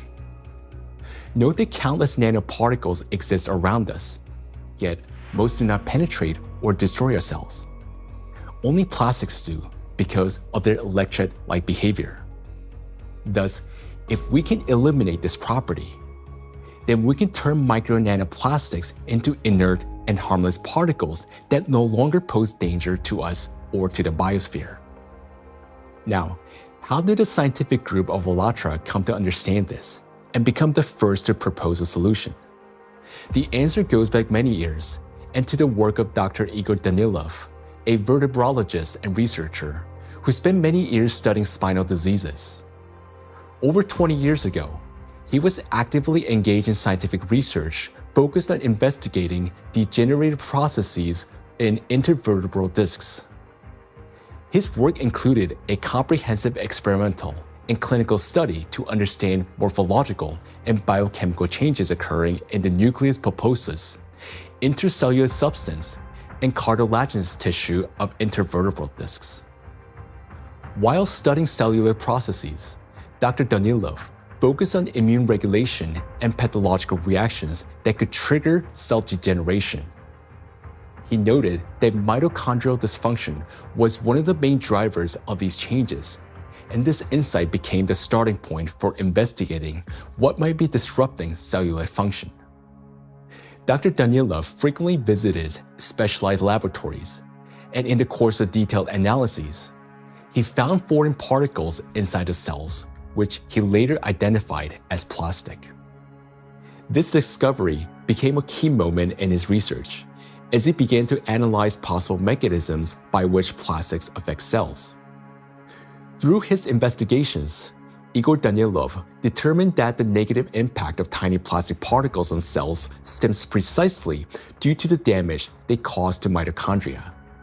This conclusion was based on observations that cells containing these tiny plastic particles showed clear signs of mitochondrial dysfunction, which in turn exacerbated degenerative processes. Here, Igor Danilov suggested that the ability of plastic particles to penetrate cells may be due to their electrolyte behavior. That is, the ability to accumulate and retain electrostatic charge, which allows them to form a biological shell around themselves. This property enables the plastic particles to enter cells easily, avoid detection by the immune system, cross protective biological barriers, including the blood-brain barrier, disrupt normal cell function, and provoke degeneration and cell death. On this basis, Igor Danilov proposed that to neutralize these tiny plastic particles, we must deprive them of their ability to accumulate and retain charge. He shared his findings and projections about the harmful effects of tiny plastic particles with his colleagues from various medical fields, including surgeons, oncologists, cytologists, pathologists, and geneticists, as well as with biologists and chemists. Soon after, these specialists confirmed his alarming observation that these plastic particles do accumulate in critical organs in the body, such as the brain, heart, intestines, endocrine, and reproductive organs, where their presence can disrupt organ function and destroy our health. Igor Danilov's predictions were deeply concerning, especially in light of global trends, the rising production of plastics and the growing accumulation of plastic waste in oceans and ecosystems. Thus, more than 20 years ago, the scientific group of ALLATRA realized that micro and nanoplastics pose a serious threat not only to humans, but the entire biosphere. And each year, the number of these particles continues to grow, worsening the situation amid accelerating climate and geodynamic changes on the planet. The implications are far-reaching. If we can eliminate the charge from micro nanoplastics, we will not only eliminate their destructive impact on human health, but also remove the excess energy accumulating in the biosphere, the energy that currently fuels the geodynamic crisis and intensifies natural disasters. Thus, plastic would no longer act as a destabilizing factor, and many planetary threats could be mitigated at once if we can find a way to deprive nanoplastic of their ability to accumulate and retain charge. The question is, how can we achieve this? Well, let's be honest. This task is extremely difficult. It would not be enough to simply figure out how to neutralize the electrolyte behavior of these tiny plastics in a test tube. We must learn how to achieve this for every micro and nanoplastic particles already present in the biosphere, including those inside the human body, and do so without harming people or nature. Given the unprecedented scale of this challenge, solving it will require collaboration among experts across many disciplines: biophysics, nanotechnology, molecular toxicology, material science, and medicine. Plastic pollution is not a narrow environmental issue. It's a systemic global challenge that affects health, safety, natural resources, the stability of our civilization, and life itself. 20 years ago, the scientific group of ALLATRA already recognized the danger of micro and nanoplastics and identified the underlying principle of how they could be neutralized. But to this day, we haven't found a way to achieve it. That is why ALLATRA calls for unification of the world's scientific potential, a message that is unfortunately often misunderstood. Uniting scientists doesn't mean locking them all in one giant laboratory until they find a solution.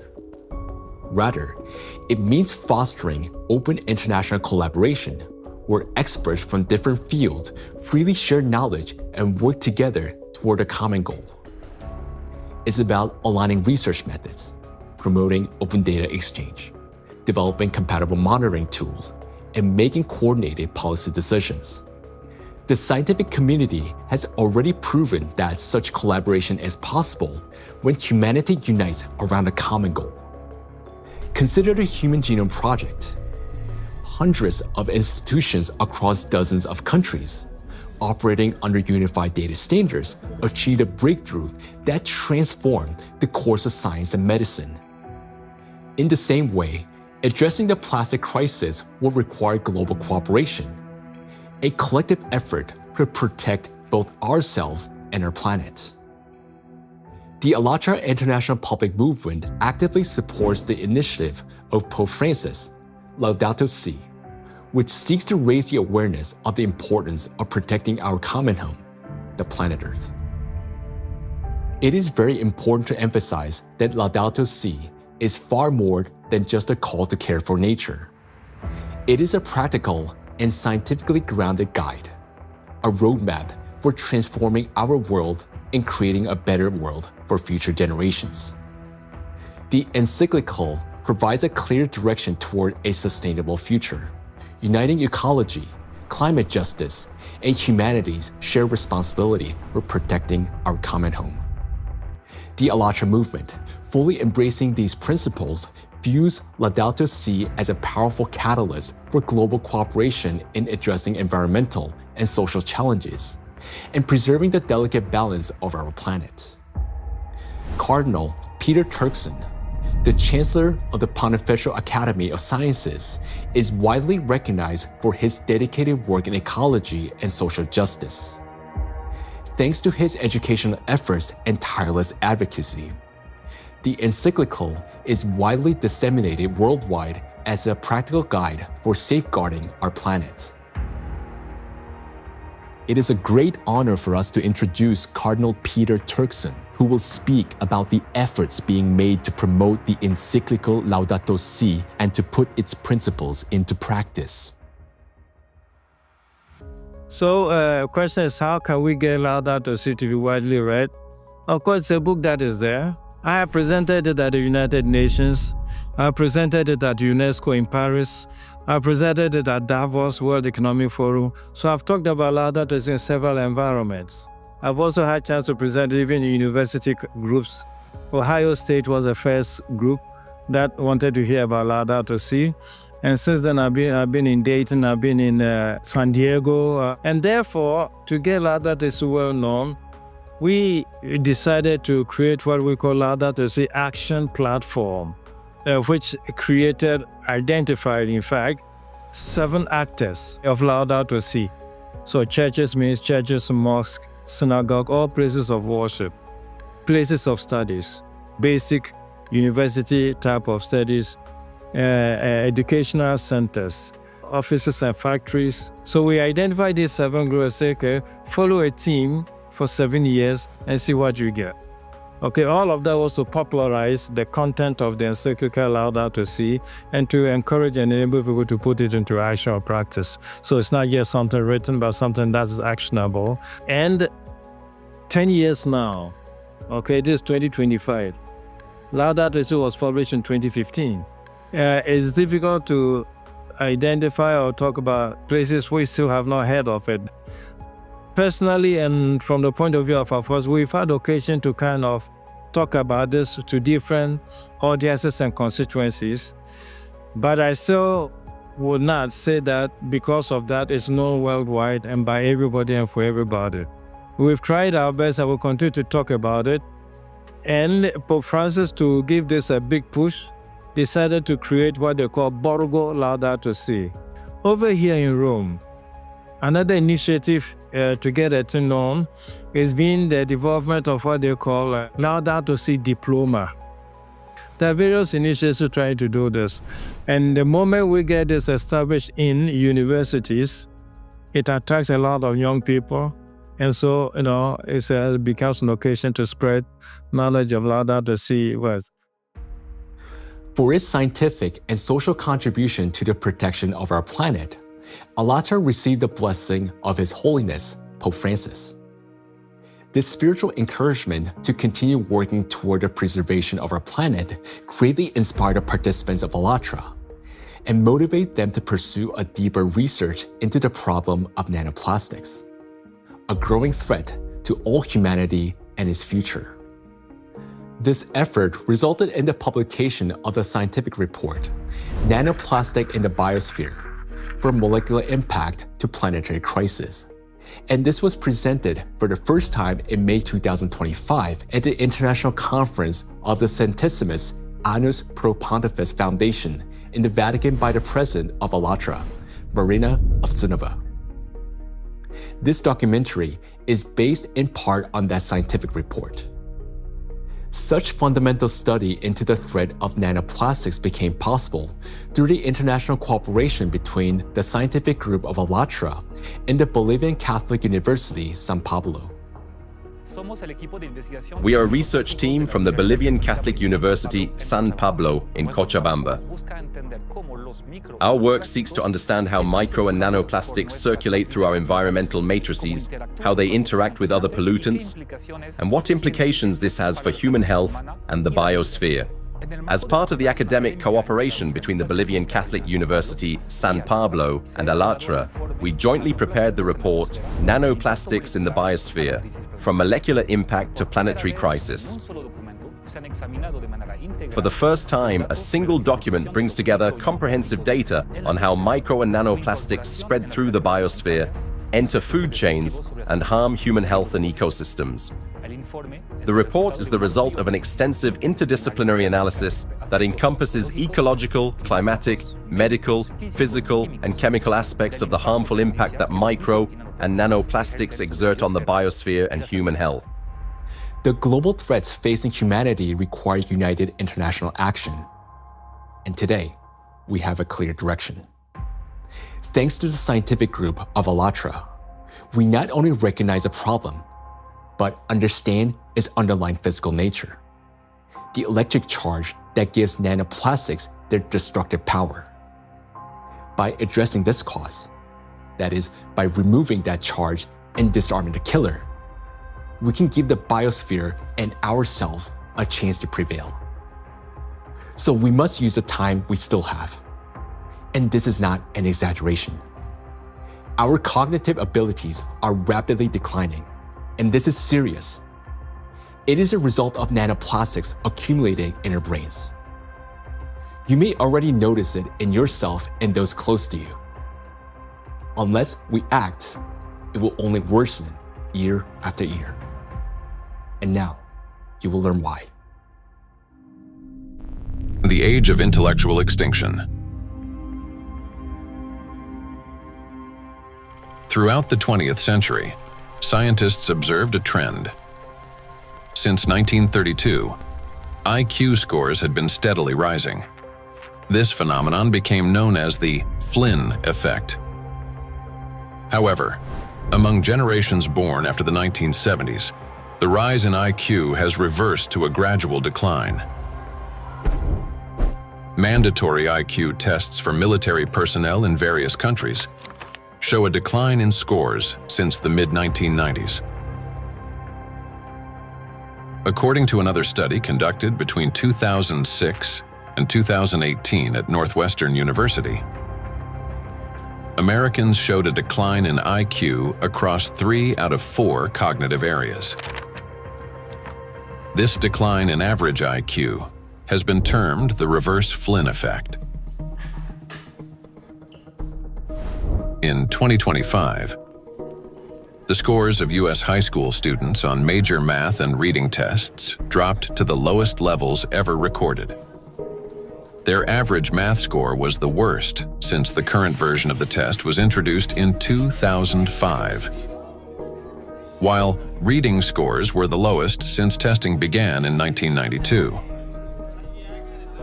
Similar trends have been observed in other countries. The steady decline in IQ continues to this day. Intelligence scores are no longer rising. They're slowly, but surely falling.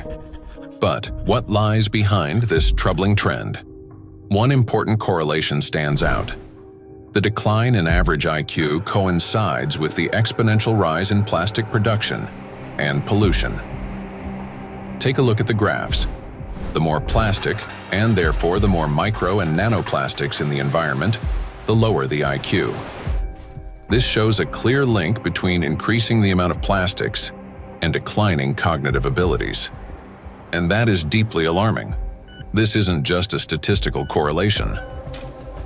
As plastic production has skyrocketed, our daily exposure to micro and nanoplastics has risen with it.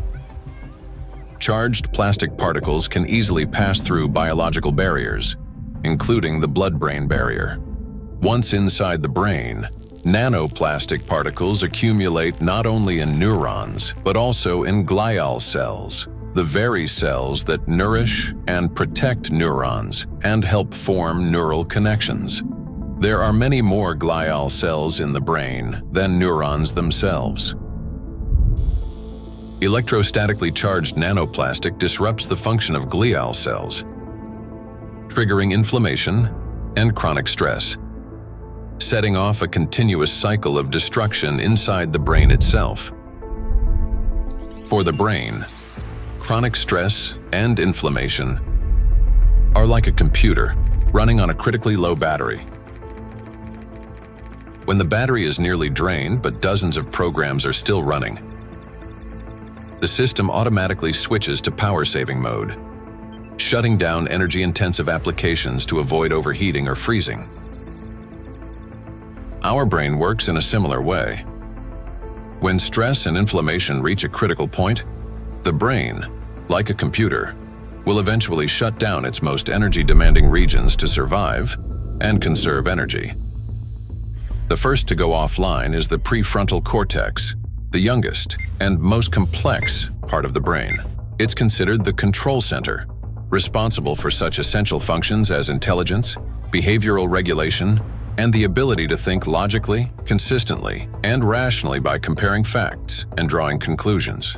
The most dangerous part is that the shutdown of the prefrontal cortex happens silently, without our awareness, and we won't even realize it. The brain will switch to its basic survival programs. The ancient rapid response system, the limbic system, takes over. Its key structures, the amygdala and hypothalamus, trigger the fight, flight, or freeze reaction, fast, impulsive, and without time for reflection. These systems will still stay active for a while because the brain identifies them as critical for survival. As a result, rational decision-making gives way to panic. Creativity and intelligence are replaced by degradation and dullness. Empathy fades, replaced by indifference or aggression. Electrostatically charged plastic particles that enter the brain interact with neuronal membranes, activating microglia and continuously fueling oxidative stress and chronic inflammation. Prolonged stress literally reshapes the brain. In the prefrontal cortex, the center of analysis and control, neural connections weaken and disintegrate. Similar changes occur in the hippocampus, the region responsible for memory and learning. Neural connections fade away, and the hippocampus deteriorates.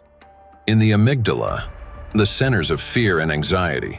The opposite happens. Connections strengthen, anxiety and aggression intensify, and panic attacks may develop. The brain reorganizes itself. Instead of thinking and analyzing, it starts operating on instincts. In doing so, it loses the ability to recognize real danger and respond appropriately. This isn't a temporary reaction. It's a fundamental restructuring of the brain. The capacity for learning, cooperation, and rational decision-making declines. This may help explain global trends we see today in society.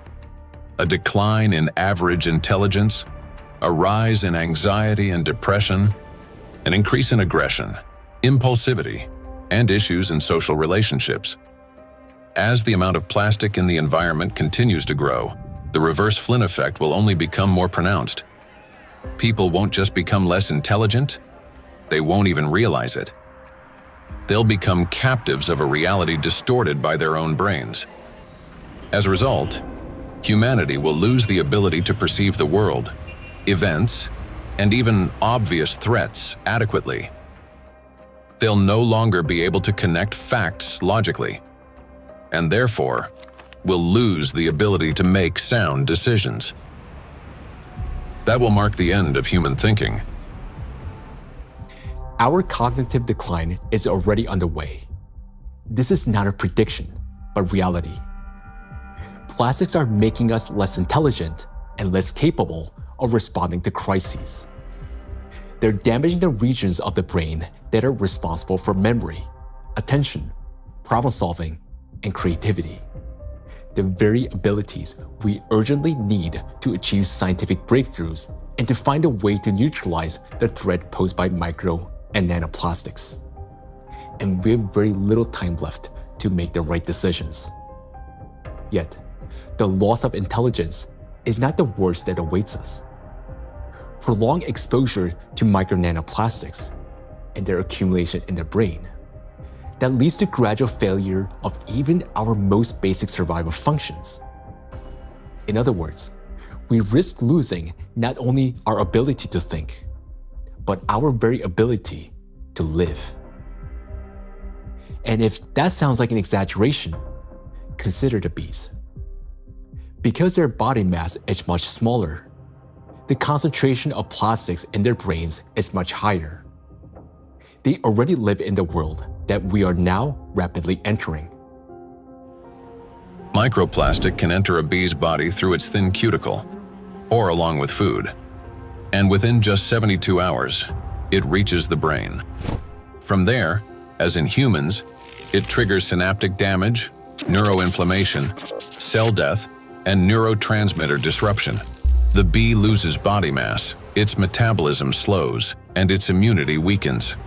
Its sense of smell, memory, and navigation begin to deteriorate, and bees stop recognizing their own colony and can no longer find their way back to the hive. With prolonged exposure to nanoplastic, the damage becomes fatal. The bee's nervous system collapses under the strain, and some simply drop dead in mid-flight. Look at this photo. You can see the brain of a bee that has been penetrated by nanoplastics. This amount of nanoplastics was enough to cause serious cognitive impairment in the bee. What is a critical point beyond which, like the bee, we stop recognizing the world around us and die on our way home? If nothing changes, this is a future that awaits us. It's also important to acknowledge that there is no safe level of these chemicals in the body. So while the manifestation may take time at a lower doses, it is not immune, that at lower dose it's safe to have that. And why is it important? I think it's important for so many reasons, because as soon as we define the threshold, various special interest groups would argue to keep micro nanoplastic concentration below that level, whether it's in soil or in water or whatever that is. And what does that mean? Is that we are allowed to have some degree of micro nanoplastic in our sources, air, soil, water, and so forth.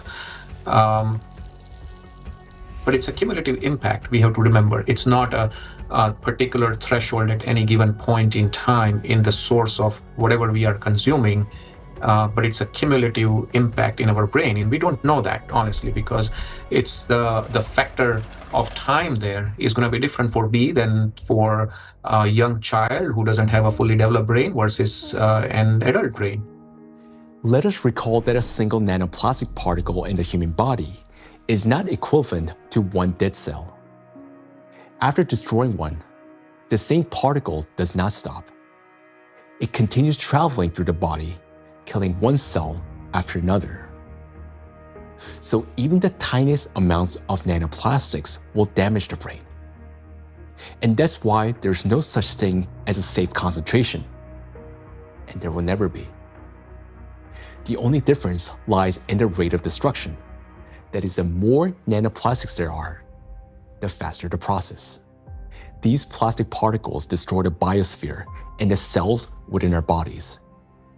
They damage organelles and biomolecules, including mitochondria and DNA, leading to reduced energy production, genetic mutation, the breakdown of neural connections, and the disruption of brain signals that regulate our organs and vital functions. All of this happens imperceptibly as we go about our daily lives. Yet, inside the brain, a silent systemic destruction is already underway. The question is, will we as humanity recognize the full scale of this threat in time and find a way to strip micro and nanoplastics of their ability to accumulate and retain electric charge? A threat that must not be ignored. The more I've learned about nanoplastics and how widespread they are and their harmful biologic effects, the more I am really, really concerned about just exactly what's going on, how much it's going to affect now us and future generations, and it's very sobering. And I think it's very important that people need to understand that it's maybe not a big, plastic part which is out there somewhere, but it's the breakdown of those particles, even smaller, of these products, in all the time smaller particles, which is then the big danger for us, and that is, I think, something which needs to go into the head of people, because then and in their minds, so they understand that this is might be an avalanche which comes down the road, but it will come. Or might come, if we don't do anything about it. So that's my point here. So we can't just leave it like that, The most frightening aspect is that nanoplastics interfere with the most fundamental processes of life. Their electrostatic charge breaks bonds, distorts bioelectric signals, and destroys the harmony that exists between cells and entire organisms. It also disrupts the impulse of life, the signal that links a bee to a flower, a tree to the forest, a neuron to the brain. It silences rhythms that have resonated in unison for centuries. This is a threat that cannot wait. It must be confronted now. It is a matter of survival. We can do as much, research, and scientific community does whatever it does, but until this alarm goes to the public, nothing will change, right? It's not a science problem anymore. Science has clearly shown what it wanted to show. Maybe there will be 10 more studies in the next few years, right? And then what, right? Until we change, and this change is based on the public opinion. I want to leave something which is, our legacy should be habitable by our future generations. And that's the pure purpose we all have in common. If we can connect to our own health, I think that is way more powerful and more appealing for all of us to collectively act on this together. I think that's a very important point. And I think at a societal level, we all have to incorporate the other dimension beyond, in our balance sheets, beyond the dollars and pounds and euros and rupees, right, is the health, the impact on the health. And I think that has to be a part of the balance sheet, because what are we making money for if we can't survive or have a good quality of life? Then everything else is worthless for us and for the future generations. I think maybe a reason why I do that, to just show by example that we need to do that. It's my big, hope that I can contribute to a solution, and also to people thinking about it, talking about it, and acting accordingly to make this world a better place, and not just always a worse place for the future, especially for the next generations, and for my son, and for families, and of course all over the world, take care. And I'm trying to contribute the awareness of people, to explain, to show them the risks, and to make them understand the problem, the real extent of problem, to put them into action. So I just want to say one last word, that we only have one planet, and this planet is not single use, so we should consider this. For too long, we have lived under the comforting illusion that there's still time, that humanity will always have a chance to recognize, understand, and respond. But that time has passed already. Our greatest challenge now is to find a solution before we cross the point of no return, while we still have both our intellect and the little time that remains. But for this to happen, all of humanity must first grasp the true scale of what is unfolding. Only then will we be able to direct our full scientific potential and resources toward finding a solution. As we have seen already, no single individual, organization, or nation alone can solve such a complex problem. The scientific community of ALLATRA has been searching for the solution for 2 decades, and although it hasn't been found yet, we know it exists. We understand that the answer lies at the intersection of physics, chemistry, and biology, which means that the solution is achievable, and finding it is essential for survival. Through years of research, we have come to clear understanding that the efforts of the entire global community must be united, and urgently. The challenge before us is enormous: to find a way to strip micro and nanoplastics of their ability to accumulate and retain electric charge across the entire biosphere, not just in a test tube or single organism. And to do so without harming humanity, the planet, or disrupting the Earth's magnetic field. Today, micro nanoplastics are present in every human being, including newborns taking their very first breath.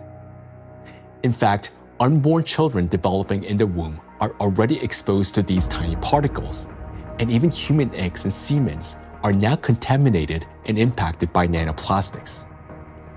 For the first time in history, we face an enemy that threatens all life on the planet. And unless we change the course, this crisis will only deepen. Nanoplastics have indeed become the only true enemy of all humankind and each of us. I want to say that now is not the time for geopolitical rivalries or economic wars. It is not the time to build new empires. When one realizes that they're dying, it makes no sense to start building a new house, especially when no one will be left to live in it. And above all, we no longer have a time for military conflicts. There's no sense in killing one another when we're already being killed by a common invisible enemy, although some don't even realize it yet. We cannot remain indifferent to this threat because our future depends on whether we're capable of setting aside our divisions and uniting against this killer, nanoplastics, which threatens all life on our planet. The question is, are we capable of truly understanding all this? Or has nanoplastic already damaged our minds to the point where we don't even recognize the mortal danger hanging over humanity? If we can still see the reality for what it is, then we're obligated to act, to find a solution while we still can.